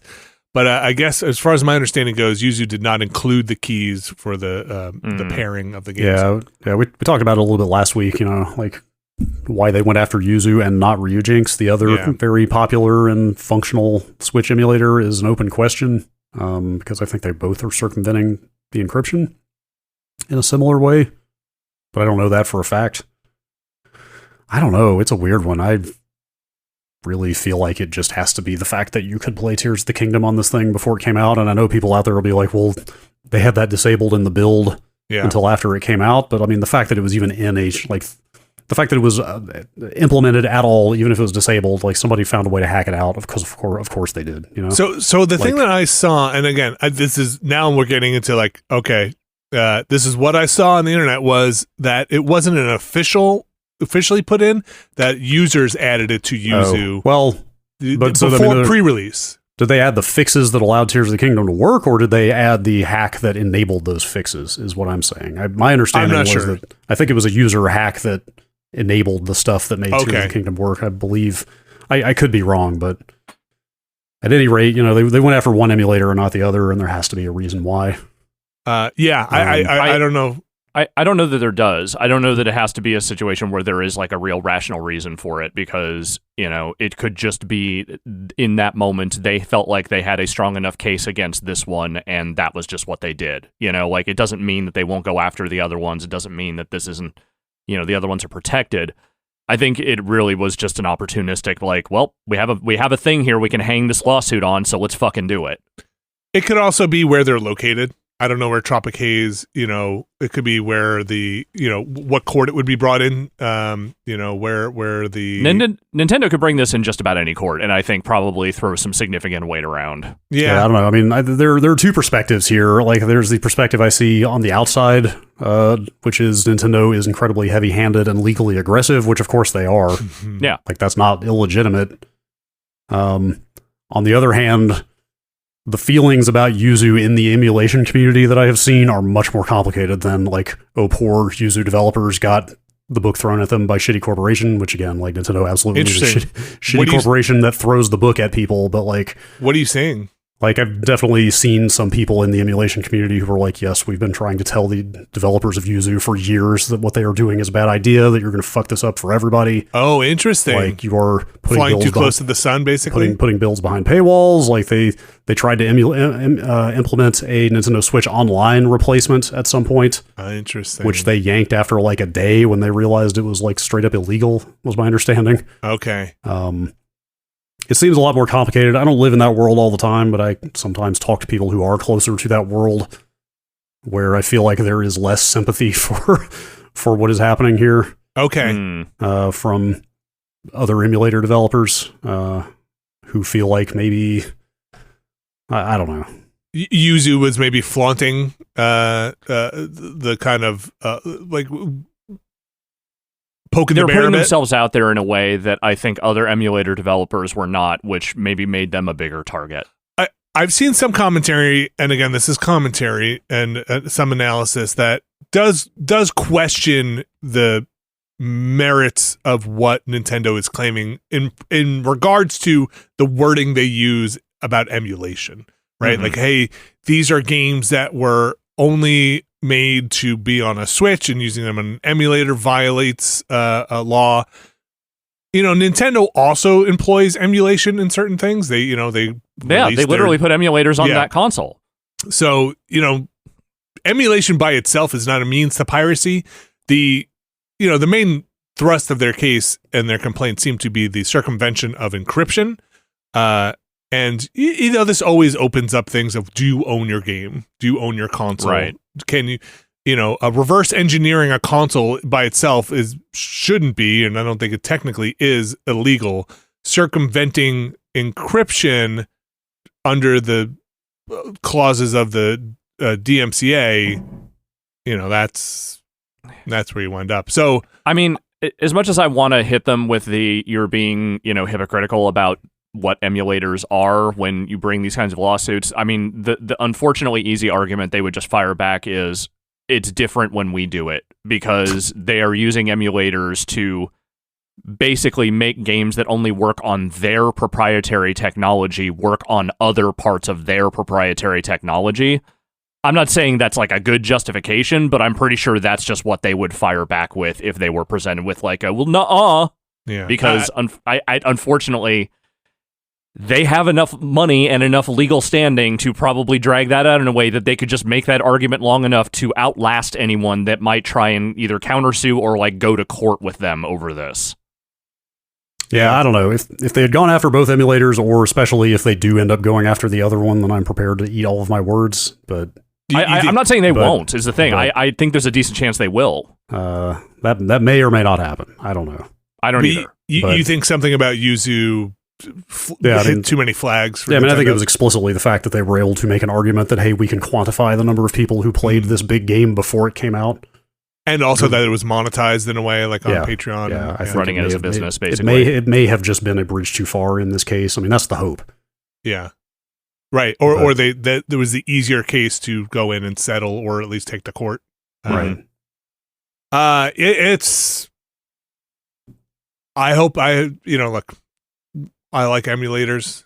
I think we all do. I think they do. Yeah, totally. It's just there a lot of scuttlebutt swirling around this particular one that you don't see around many others, especially the other Switch emulator. Yeah. That just makes me raise an eyebrow. Yeah. Like, that's the Ryujinx's reputation, as far as I see, is that it's the one that does things more correctly, quote unquote, in all cases, both technical and in terms of policy. That is, as of the recording of this podcast, the Yuzu's GitHub is down. Yuzu's the Citra GitHub is down. Yeah, the Citra one sucks, but also I don't know how active development was on that. Hopefully it was. I mean, the system is so old. I don't know what else they were doing with it. So hopefully that was just in a place where the state of it as it is still useful. That seems to be literally that case settled at that point. The open thing is, what is Nintendo's next step, if any, in that emulation space? And they're going to come after Nesticle. That's their next target. They want all the Nesticle money. That's the Yuzu stuff. Let's go into the block O industry biz here. Brad, where do you want to start in this block? Just a bunch of quick hits about the state of the business. Seems like it's a weekly thing at this point. Unfortunately, in almost all cases, EA is cutting 5% of its workforce. Period. Not great. That's like we don't know how many people that is. 670. I think that's kind of people basing the percentage on like what their last filing of their number of employees was. So we don't know the exact number, but something along those lines. They also appear to be changing strategy in some ways. Andrew Wilson. We are also sunsetting games and moving away from development of future licensed IP that we do not believe will be successful in our changing industry. Yeah. The comments before that were much squishier about continuing to optimize our global real estate footprint to best support our business, and then that comment about moving away from licensed IP, and they have now confirmed as part of that they canceled the Respawn first-person Star Wars shooter. Yeah, which was very recently rumored to be Mandalorian based. Yeah. Okay. Tied into the Mandalorian was the rumor. That's interesting. But they've killed that off.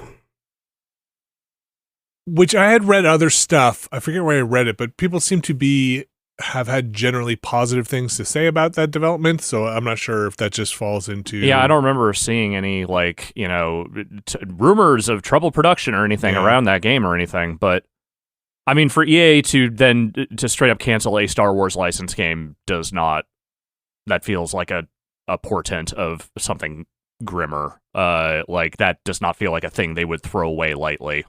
Yeah, I mean, Wilson said, like, quote, that they are doubling down on, quote, our owned IP, sports, and massive online communities. I wonder what that means, like, on contract-wise for license with Disney, like, what does that mean for Jedi Survivor going forward? Or, like, is there a kill fee when you have a game in development with a partner and then you decide to kill it if the partner doesn't kill it? I wonder how that would all just be subject to the terms of whatever deal they signed. Yeah. Are those Star Wars games just not hitting like they should be? I don't know. I don't know. Yeah, I don't know either. I know there's definitely a little fatigue around Disney Star Wars stuff in general, but I don't know that is necessarily. I mean, I don't know what the current state of that is around the video games. Yeah, I mean, I had gotten the sense that was a single-player game. I don't know if they'd come out and said that or not, but it could be the case, especially with him talking about massive online communities or whatever. I mean, if it was both a licensed game and a single player game, maybe they were like, all right, well, the licensor is getting a bunch of money here, and we're also not going to be able to make it up with season passes and typical online shit. Like, maybe this one is just not worth it for us. They still like those Jedi games. Well, that's what I'm asking, though. Like, does this mean anything for them going forward? I mean, not according to them. It says they're going to focus on the basically Jedi, and I assume they mean Apex Legends when they say Respawn's rich library of owned brands. Yeah. Maybe I probably do not mean Titanfall. Yeah, I don't know. Like, fucking Titanfall keeps trending lately. Like, the rumors keep swirling. Wait, wasn't there just something about something being in the Titanfall universe? Their next thing that wasn't confirmed to be in the Titanfall universe? I don't know. I thought I just saw this. I saw some scuttlebutt about that float. too, but yeah. And I can't remember. New game report. Yeah. Okay. Yes, it was a couple of days ago. I guess it's being reported, not confirmed. Anyway, yeah. Maybe maybe it will. But maybe Titanfall is back on the table. I don't know. But we've got more to talk about. It is an owned IP. And it is a game that might be able to drive massive online communities in a world with any justice. I mean, Apex is in the Titanfall universe. Yeah, so, it is. Technically. Brad, what else is in this block? They also, EA also closed down Ridgeline Games. Yes. Which is the studio that Marcus Leto left. That I think we talked about last week, was it? Was that last week? Or maybe it was 2 weeks ago, I forget. But anyway, they've closed that whole studio now, which might give you some better sense of, well, he said, and I missed this detail, he actually said he was unaware of the plans to close the studio when he left, but they were also working on a single-player Battlefield game, so maybe EA just not seeing the upside in single-player games at this point. Hey, join the crowd. Yeah, well, I guess that's I like the theme. No, I mean in the business, like that's the theme of everything. That's like the whole thing with console exclusives, like these games that you can't monetize more than once. Yeah, can't pay for themselves now unless you sell 10 million copies in perpetuity and keep selling. Yeah. How about this Embracer news? Yes, the Embracer divestiture continues. I guess we keep talking like weekly, basically, about how many projects they've canceled, et cetera, et cetera. Like some of the stuff has been rumored, but now we're getting more details. Supposedly they are just about ready to sell Saber Interactive for $500 million. I did not realize until I read this story how many people Saber apparently had. I think Saber is like quietly way bigger than you think. Yeah. I think it's one of the biggest like middle tier publishers. Yeah, or developers, yeah. Yeah. This says, I mean, according to this story on Video Game Chronicles, like 3,500 employees in total. Yeah. That's a lot. Yeah, I think they started in Europe, right? I believe that's correct. Mostly based in Europe. Apparently that KOTOR remake that they're working on that they inherited from Aspyr is going with them in that deal. I think they're being sold to private investors is what Bloomberg is reporting. So that's Saber about to be gone, and then Kotaku has reported that Gearbox is also basically a done deal to be sold to somebody else. That one's not entirely surprising to me, not because, of anything negative, but more just specifically because they have the most immediately saleable IP. Like some company that wants to make a bunch of money off Borderlands, that is a very easy thing to pick up. I mean, they have a lot of other arms. They seem like they are actually a fairly expensive company, but, presumably they are working on more Borderlands things, and presumably, that will also make them a lot of money as long as they're willing to ride out whatever that development schedule is. Yeah, the Borderlands one is a little weirder to me because I feel like with the movie and everything, there's about to be Borderlands out there. Like there's an opportunity. Or with the movie, there isn't. Is what I'm saying. What you're saying is get out before this movie. Somebody at Embracer was like, "Nah, so we're good." I think it's more that for me, if you are Embracer and you are frantically looking to keep your business going and you want to make some quick, easy money to make sure that the other companies that you are holding on to can actually still make games, selling the company that makes Borderlands probably gets you the most upfront, immediate like interest. Yeah. That's fair. But clearly, Embracer, I mean, we've talked about this a lot because Embracer has been talking about it as well. Shifting. Here's the thing. Put through that thing in reverse. Even if they get, okay, so they sell Saber, they sell Gearbox, like what the fuck is Embracer at this point? Like I know it's still like 17 other companies that they absorb, but like what is their going forward like mode of operation? Like what are they focusing on? What are they doing to reassure the people that they aren't selling off or laying off to say like no, we're good now? Because right now I feel like they haven't said much of anything other than here's what we're getting rid of.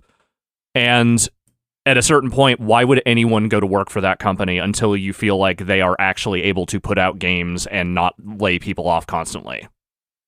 Yeah. They're in something. I'm sure the mood has not been great at any of their studios for a while. They've still got a lot of stuff, though. I know. Yeah. They're not out of stuff once this happens. I'm just saying. They still have Space Marine 2 coming out. They got Payday 3, which I assume is making them money. Obviously, Remnants did pretty well. Yeah. Coffee Stain, remember? Satisfactory and stuff like that. Homeworld 3 is coming out.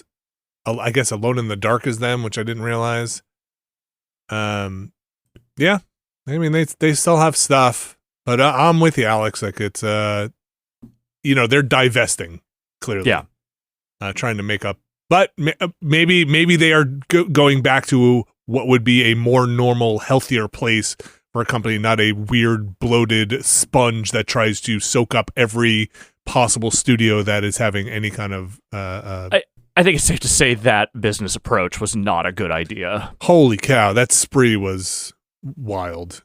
So I don't know. Reckless. Maybe we'll be saying a different story about Embracer in a year. Yeah.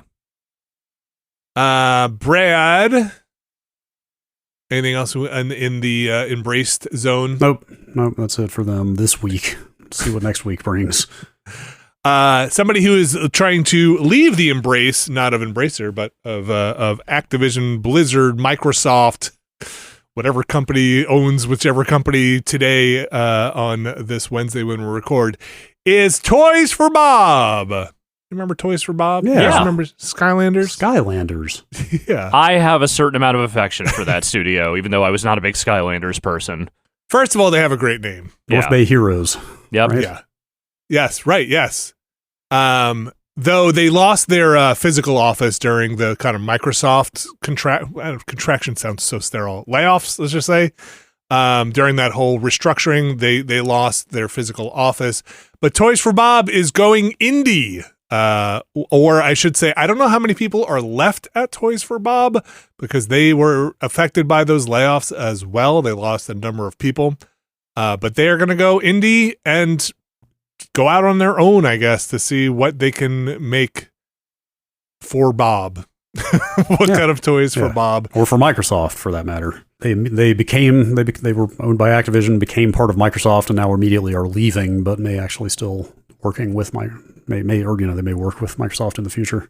Yeah, which would give them more control, obviously, over what they do for Microsoft. I'm always like bewildered every time this happens because like, how do you navigate something like this? Is it just like you're a small studio like this? You can't have like a ton of capital to buy your name back, And is the name really the thing you need? Could you just leave with everybody and go start a new thing? Or is it maybe just a case of like, hey, we're all going to walk if you don't let us do this? Or I don't know. Like when Bungie did it, Bungie did it like famously like 15 years ago or more. Then it was a huge thing, and now it just kind of happens here and there, and it's like, what leverage do you have with a $3 trillion corporation? So it could be a thing to get them to just let your company go as an asset.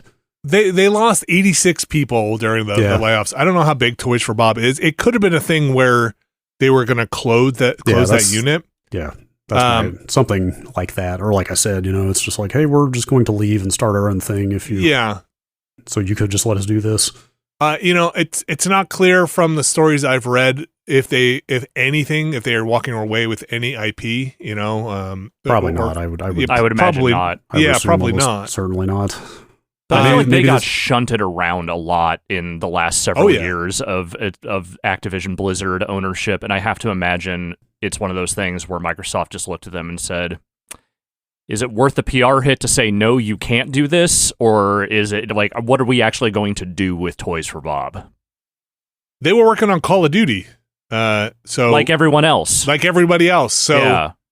Again, maybe it's a thing where it's an amicable relationship somewhere, and they said, look, we don't have room for you in this reorganization here.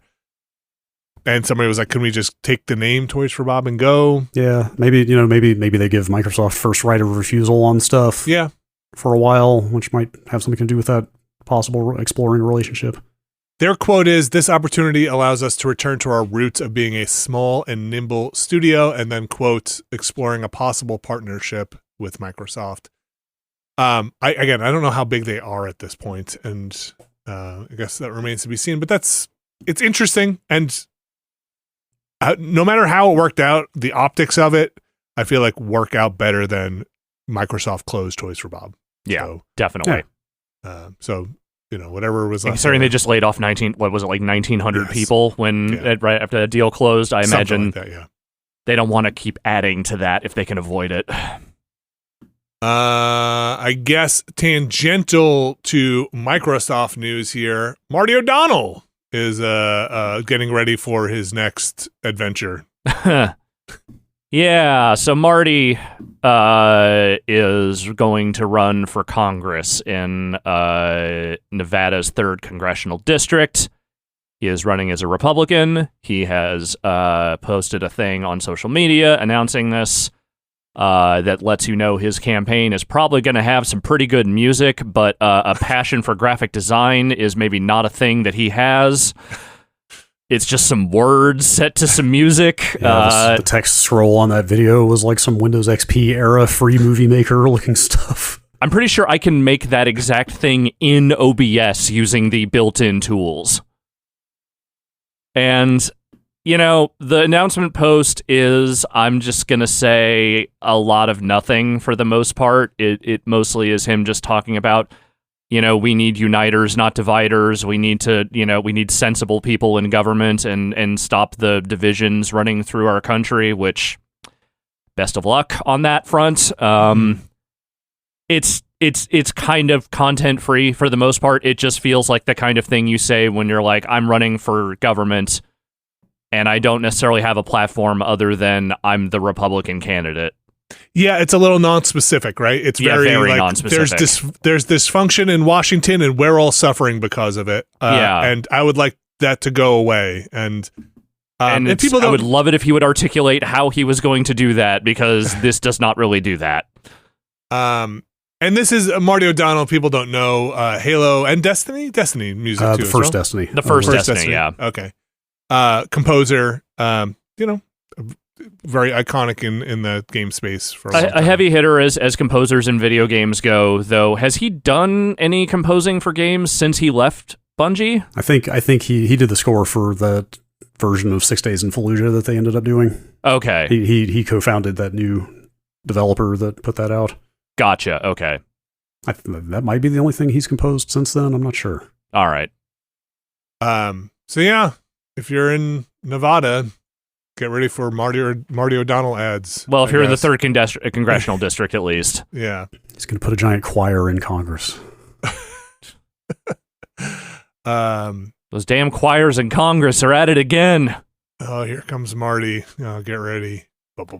I have absolutely no idea what his viability as a candidate is. I don't know how deep blue or deep red this particular district is. I don't know what again, without a platform that he is specifying, I can't really tell you how any of this is going to work out. But, he sure does love saying, I never wanted to be a politician, but now I am. I never wanted to be a politician, and I still don't, is an interesting way to open your political campaign.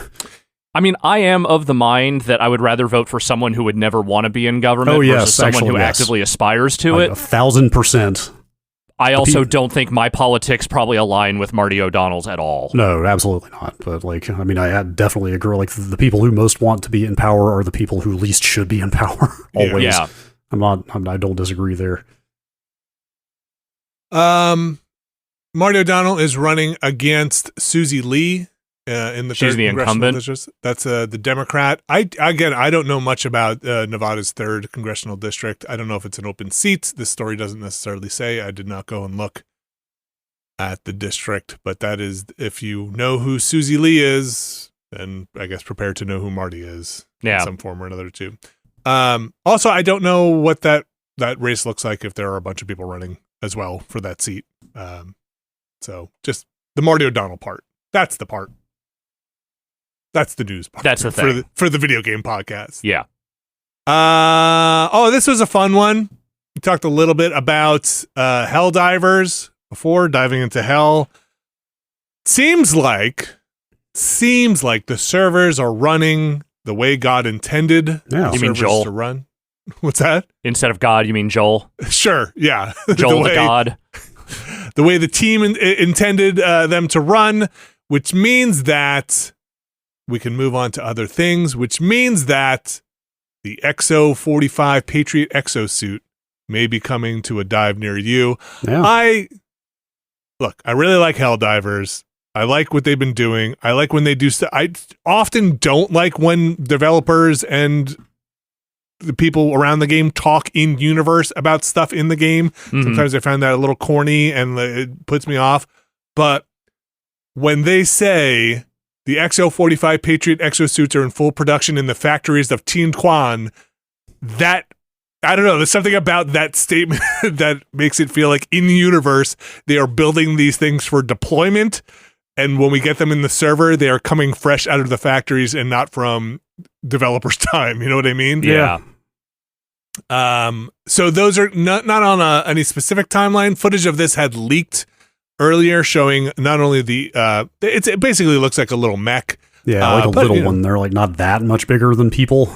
Yeah, they look like the automaton mechs that I've seen, the small ones that you have to shoot in the head, or the red dot. Mm-hmm.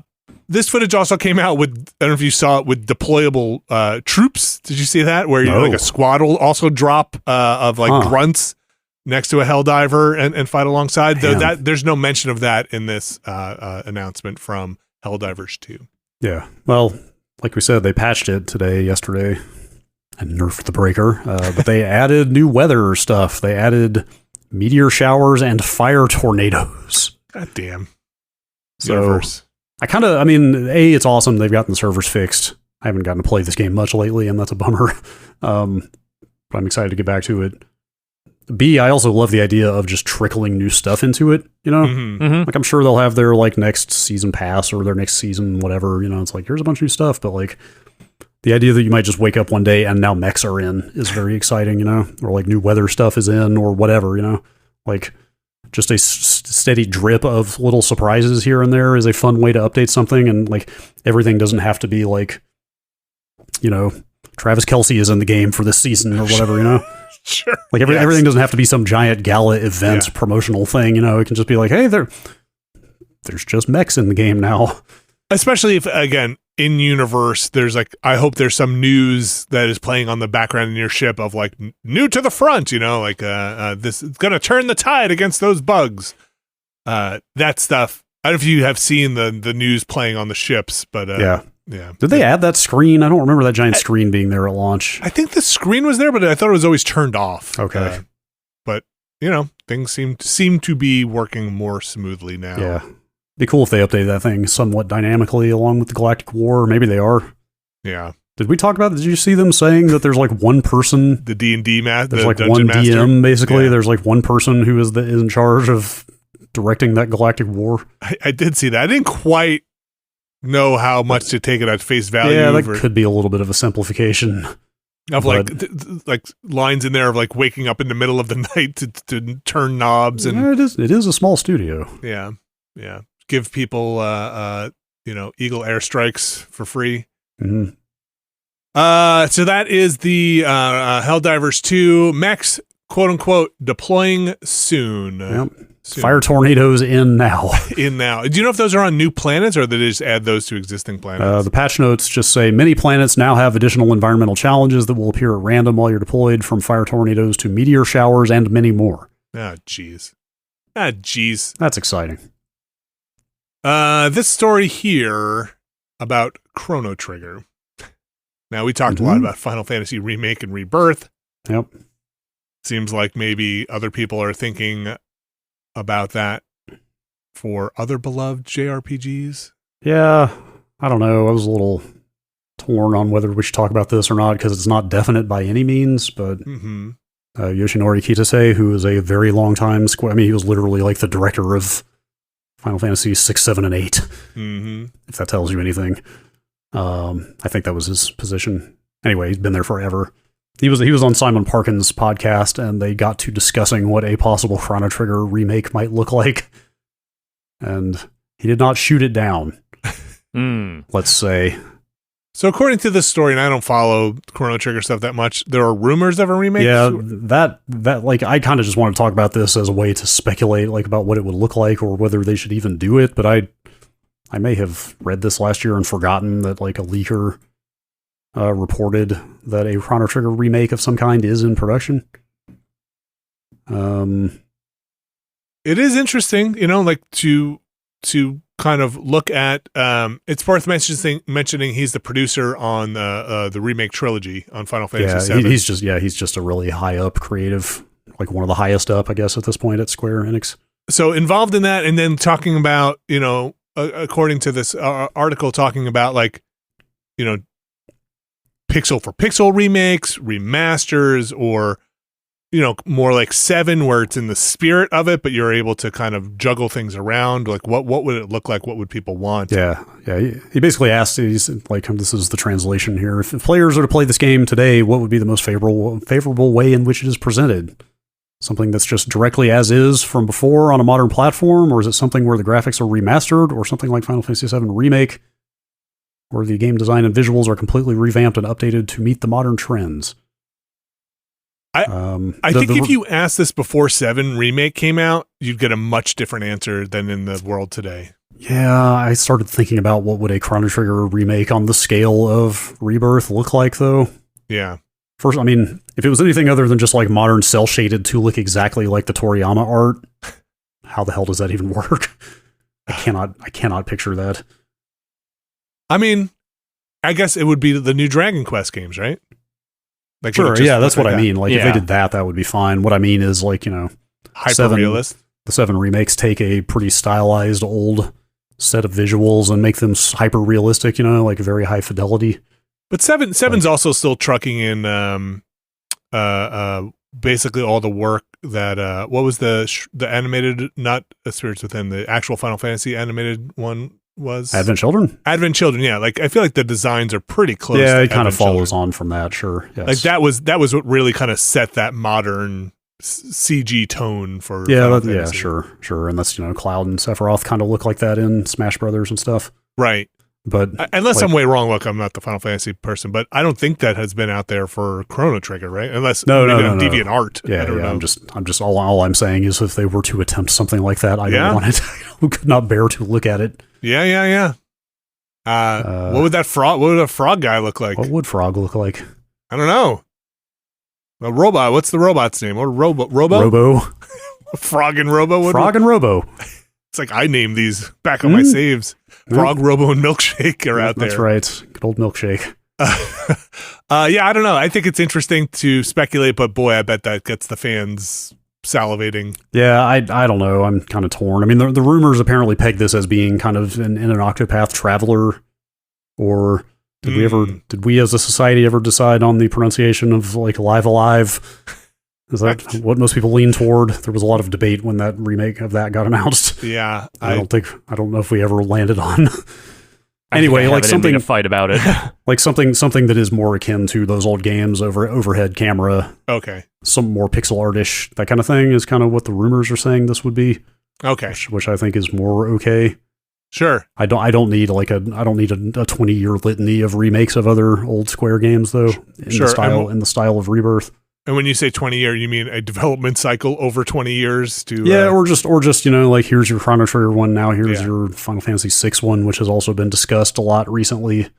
Okay. Some people have called for 8 as well. Okay. They're just going to do everyone. They're going to do all of them eventually. But, I mean, the thing that it has brought me to is realizing that the more dear I hold one of those games, the less I want it remade. Actually, Sure. Like there's a possibility that if they were to remake 6, I would kind of not want to play it. Well, And I feel like there was 'cause probably a time in your life where that was very much not the case, right? Sure, but at this point, I like my memories of that game, and I kind of want them to stay as memories. like again, I think they did well by 7 to not do the beat for beat stuff. And Yeah, for sure. And I don't know if you could do that again and like justify it narratively again if you did that like with 6 of like, oh, we're taking inspiration and you're going to recognize 6, but it's not going to be everything that you need. I don't know. I'm kind of with you. Like but playing Rebirth now, and it's like, this is interesting. I'm okay with some of this. Yeah, and honestly, as a corollary to what I just described, I've kind of come to be glad that 7 is the one they're remaking because it's not quite as high on my ranking, so I'm way less precious about it, and it's just like, okay, cool, this is cool.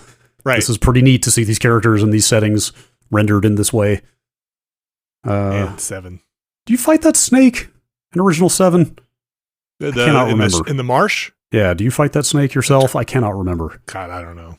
Like, I remember the image of the snake being impaled on a spike or a tree or whatever, but I don't remember if you actually do that fight yourself. I loaded up that game recently. There was like something like 60 some odd hours in it. I could remember like 20 minutes of that game.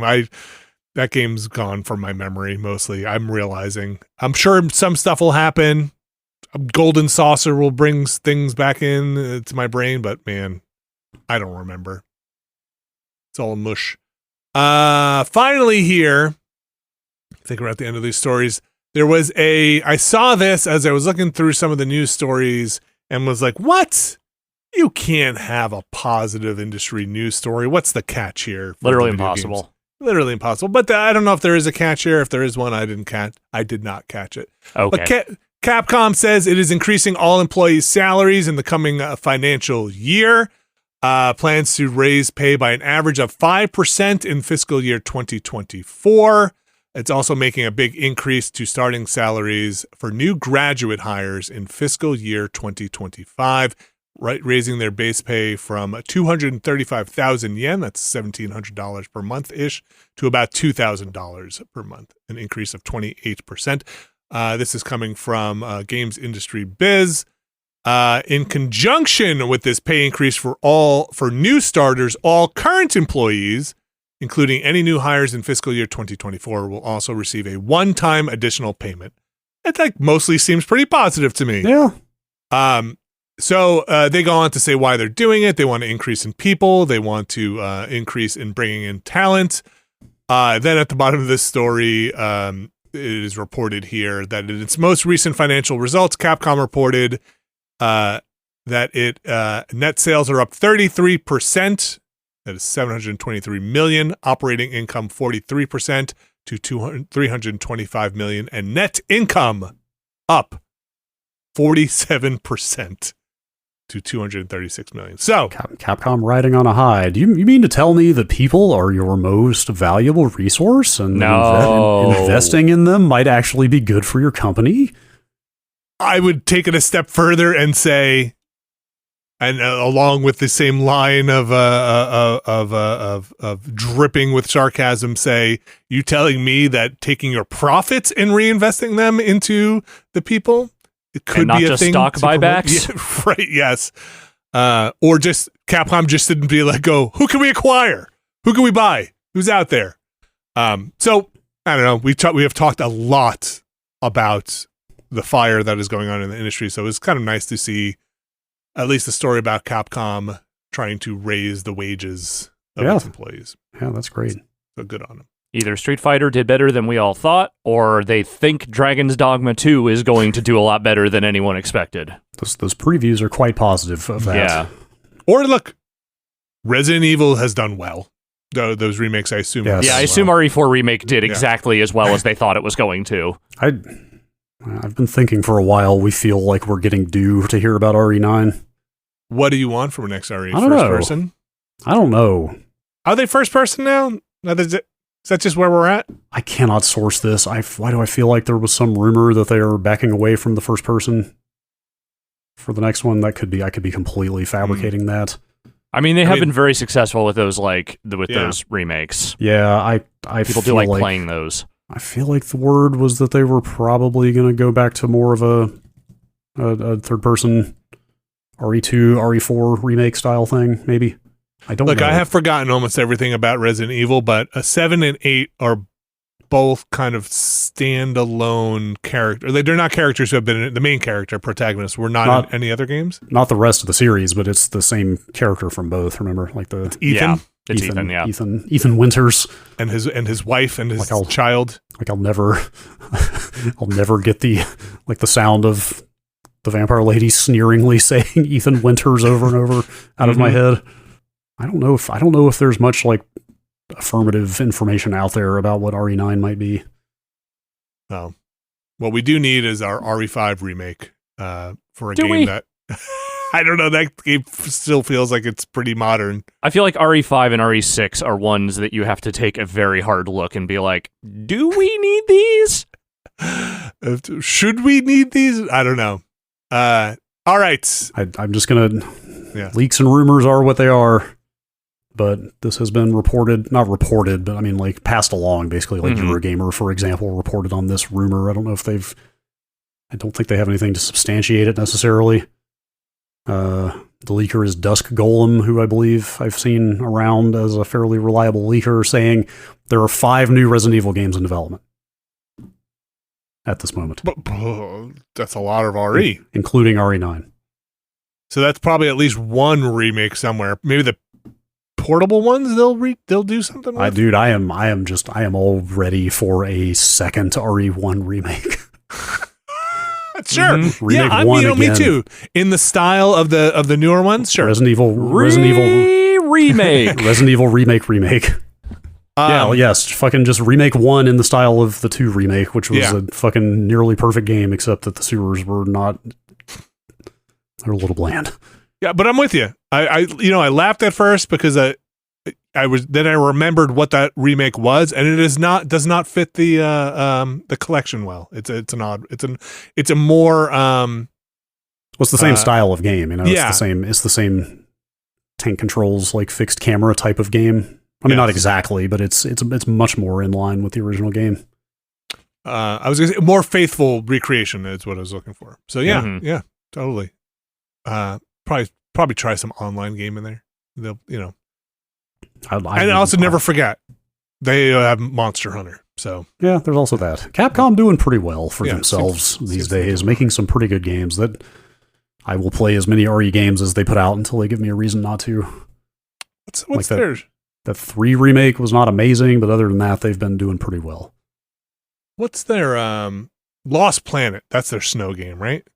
Oh yeah, where's that? Long gone. Come on. Was it 3 of those? 2 of those? How many did they make? 3. They made 2 in Japan, and then I believe the 3rd one was made in the US, if I'm not mistaken. Come on, Capcom. Was that a Spark game? Who made that? Yeah, that was Spark Unlimited. That's right. The 3rd one is the one that had the pro tag that just looked like Nicolas Cage, right? I don't remember much of 3. That could be the case. I don't know. And where's Dead Rising? Gone. Capcom Vancouver got shut down. Oh. 4 did not do amazingly, I don't think. What if they rebooted 1? What a remake on 1, huh? What if the Dead Rising Resident Evil universes finally merged together? Fuck, man, I love Dead Rising so much.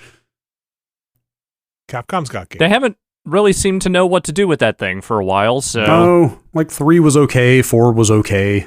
They were not bad. They didn't quite have the same, like, weird madcap manic energy of the first 2. I think that's the problem, is that they've just been trying to find a new direction for that thing, and they haven't found it yet. Oh, God, I loved 2 so much. I think Dead Rising has always been a kind of fun hardware game because of the amount of zombies and mayhem that happens, so Dead Rising on modern hardware could be pretty cool. It could have some really neat physics and light and particles and tons of zombies in there, I'm just saying. I think the zombie thing may also have found like a little less enthusiasm than it used to. I think Resident Evil you can carry forward, because they've done some things that are not just zombies. Right. That's like barely even a zombies game at this point. Lost Planet. It's a BOW game now. Yeah, That's right. All right, that's going to do it for the news. We also have an email address. It is podcast@nextlander.com. Podcast@nextlander.com.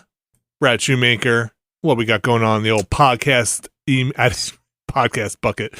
You don't want to know what's in my podcast bucket. Podcast at emails bucket. We do a quick experts corner here. I love an experts corner. Just a couple of very informative emails from experts on various subjects we have discussed. Nextlander asks the experts. I like it when people smarter than me say things to me. Austin writes in, I'm a veterinarian and thought I'd give my 2 cents on the flea debacle. Okay. We're talking about Zeke, my cat. Yes. First, fleas are in fact just fleas, nothing specific to dog or cat, and they can spread between dogs and cats. The most important thing when ridding a home of fleas is understanding their life cycle, which is 3 months in length, really? It can be. Ugh. I figured fleas were like a couple days kind of thing, like houseflies. Ugh. Flea eggs and pupa can hide in carpets and emerge after it seems the coast is clear, up to 3 months after the initial fleas are found. If you consistently and effectively treat all animals in the home for 3 months, this should eliminate the infestation. A frontline and or a flea collar should be effective, though if you don't have good luck with an over-the-counter product, then getting a prescription product like Revolution from your vet can be a good idea. Revolution also gets rid of ear mites and intestinal parasites, which could be a risk with Zeke coming from an outdoor environment. Flea baths are not really necessary and are ineffective since they don't address the life cycle. Flea bombs are also usually unnecessary if all animals in the home are treated. Heavy vacuuming and frequent laundry are effective for decontaminating the environment. Yeah. Ugh. This is all stuff we looked up as well. Alex, I'm in my superstitious way, I'm afraid to ask, but have you been having pretty good luck since the flea apocalypse? Yes. Good. Yeah. Okay. Knock on wood. I think he probably had a couple of leftovers on him when he came over because the previous foster people had tried to treat him previously. They maybe just didn't get them all. We went hard. Like we did the stuff on the back of the neck. We gave him the collar. We vacuumed and not flea bomb, but definitely like put like flea treatment in the room for a while before putting him back in there. And since then we've had nothing. And there's no carpet in that room, so there's not nearly as many places for like eggs to hide and things like that. Grody. Yeah, seriously. Didn't they have to flea bomb that ratty couch in Sausalito? Oh, yeah. The whole basement. Yep. That's right. God. Yep. Can't believe we kept that fucking thing after that. Yep. I mean, it was a bad couch, but it wasn't that bad of a couch. We don't know what happened on that couch. No. Yeah. No. And I don't want to. No. It was literally found on the side of the road, if I recall. I wonder where that couch is. I believe it was still in the San Francisco office the last time I was there. Oh, okay. Well, it's their problem now. Which was November of 2020. Is it Apple's couch? Whose couch is it?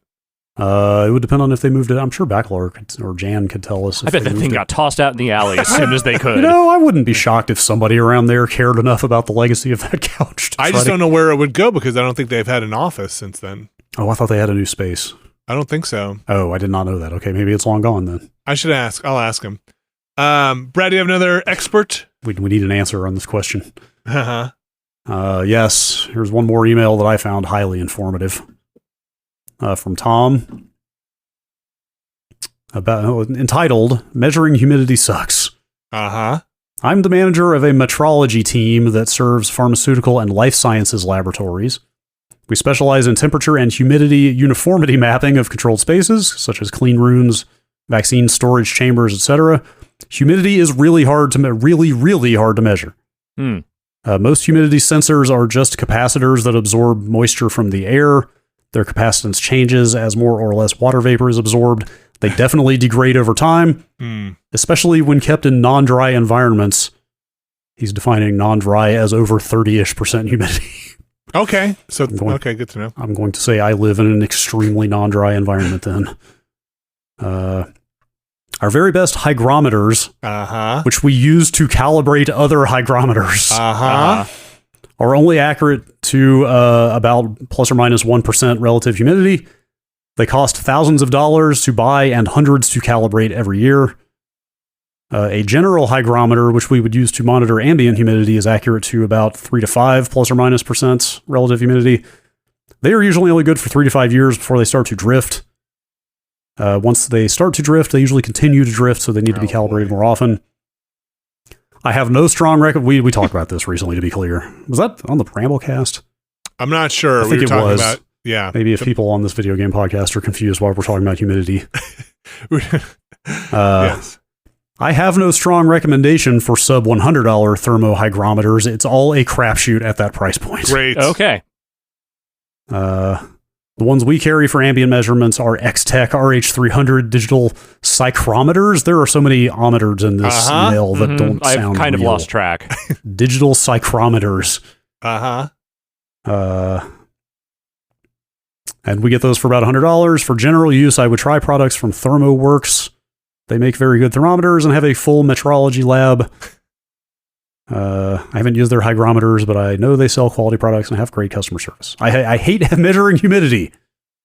Measuring humidity sounds very bad. The reason, again, we brought this up, you said we were talking about brands of hygrometer. Yeah, I tried to look up what is this measuring device called, and maybe it's hygrometer.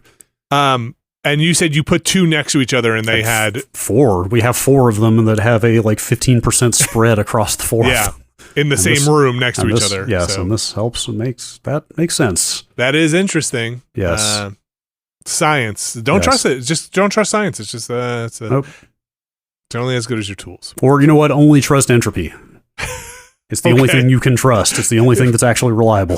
That philosophy has never steered me wrong in life. All your tools will break down. In your measuring tools, but you can't measure entropy because your measuring entropy tool has gone out of whack. But you can trust that entropy is going to throw all your measurements off.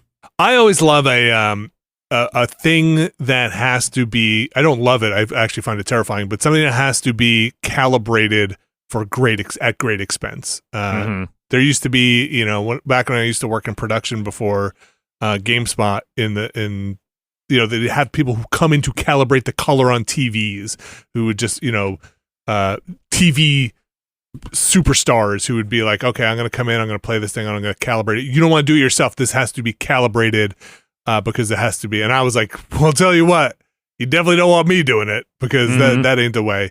But even scientific equipment, that's like, no, every 3 months, this thing has to be calibrated by some guy with thousands of dollars, tens of thousands of dollars of equipment because he's got the one that we all measure against. Is cool and terrifying. Is that not just an infinite regress though? Like, who calibrates the calibrator? How do you calibrate the thing that you calibrate the thing that you calibrate the thing with? I don't. Isn't like the thing with who the calibrates the calibrators? What is it like? What is the? There was a thing in a museum. This could be apocryphal, but wasn't there like the foot? Right? It was like encased in glass, and it was like this was. Or maybe it was the meter. There was something that was like, this is the one. Oh, this is the foot that they derived a foot from? Yeah, or something like that. And it was like, but it was actually shrinking or something. There was something weird about it. I don't know. They have atomic clocks. That's true. Like who gets to say? Who gets to say? That is it for the emails. You could send emails into podcast@nextlander.com. We got a lot going on. This week on Monday, Alex and I are diving deeper into Phantom Liberty in Cyberpunk. I have to say, so far, I kind of dig the tones that are in there. I think it's my favorite thing I've seen in that game so far. Yeah, it's pretty good so far. We just got to the open parts of it, but it feels like, I don't know, that whole section just feels a lot more put together than some of the other stuff we played. Very set-piecey. Yeah. And it has been pretty fun. I've been upgrading if you want to see some high-level Cyber Ninja skills. I'm invisible half the time. I'm slowing time down. It's great. You can check that out. That was part of our Cyberthon 2024. Brad and I are going to jump into some PlayStation 1 games. There's a thread up on our Patreon for the mission control tiers and above. If you want to drop some recommendations in there, I'll try and get those loaded up. Some of them at least. Can't get to all of them because those are video games and they take time to play. Yes, I will say I have an extensive archive. Yes. Okay. So good. We may in fact be able to answer just about any request. Let's just say, and also the same goes for the Sega Saturn. Oh yeah, okay. Yes. Although the Saturn core on the Mister is way less done, so it's a little bit shakier. But I will try and finish up Heart of Darkness. That is priority 1, but I don't think I have that much left to go. Some people were saying under an hour or so, and at some point I was just using save states because some of the checkpoints in that game were rough. But not actually. I love that game. I think it's playing with save states might change my opinion on it, but I have really enjoyed Heart of Darkness. What I've played of it so far. There are some really weird animations in that game. Some really weird ones. You can check that out. And then Friday, talked a lot about Helldivers here. Probably going to play some Helldivers 2 on Friday. Still really enjoying that game. I'm so close to level 15, which I think is the railgun.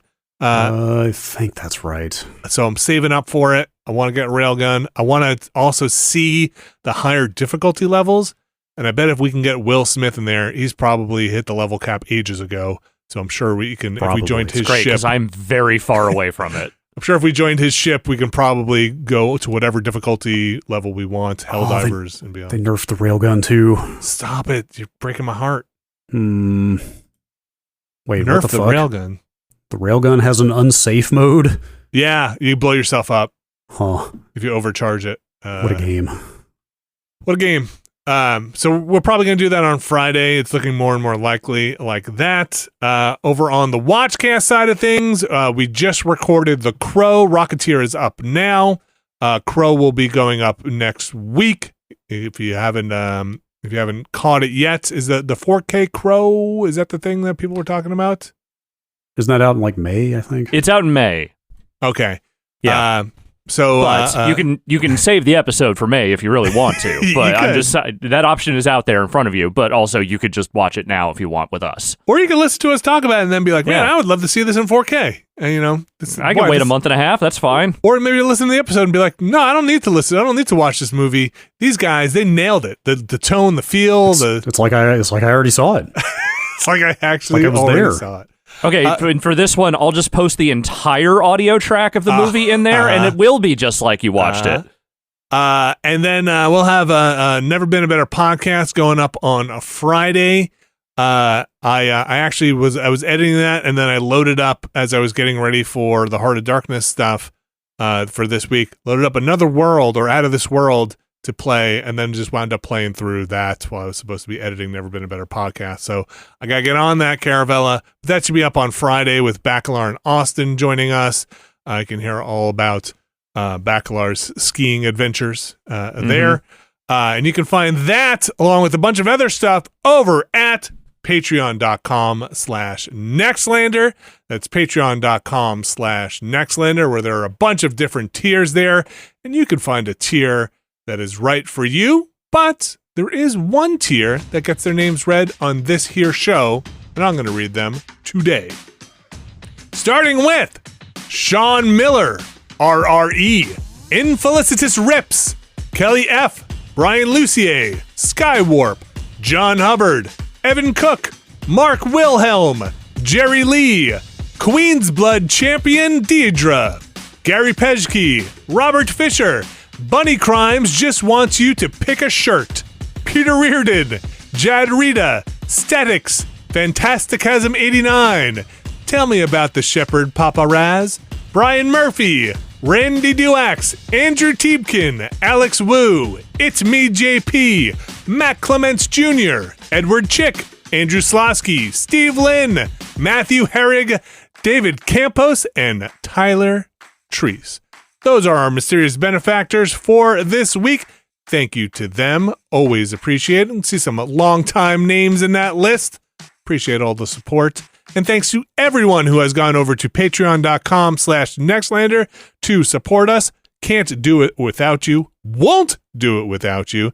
And to that effect, also, just a reminder, we're going to be at PAX East. Alex and I, Bacalar, Abby, and Dan Reichert. Is that everyone? I got it. Austin, I don't think is going to be able to make it, but we're going to have a Beastcast reunion. Never been a better Beastcast on Saturday over at PAX East, 3 p.m. I believe in the Condor Theater, but don't quote me on that. I think that's right. Say hi, come by, join us, hang out for a little bit. If you see me on the floor, come say hi. I'm going to go check out the board game section during my time there, or hopefully there's a board game section still there. Been a while since I've been at PAX. Excited to go hang out there. That's PAX East. Like I said, go check out everything else over on the Patreon if you missed it. If you sign up now, or if you go change a different tier, all that stuff, it's waiting for you. We set it up just to wait for you. It's right there. It's like, it's like a precious jewel box just waiting to be opened. it's collecting more and more and more and more, and then you can just go and check it out. And then when you come back, there's gonna be more in there. It's amazing how that stuff works. It's fantastic. Thank you very much, Alex Navarro. Thank you. Thank you, Brad Shoemaker. And we'll be back next week.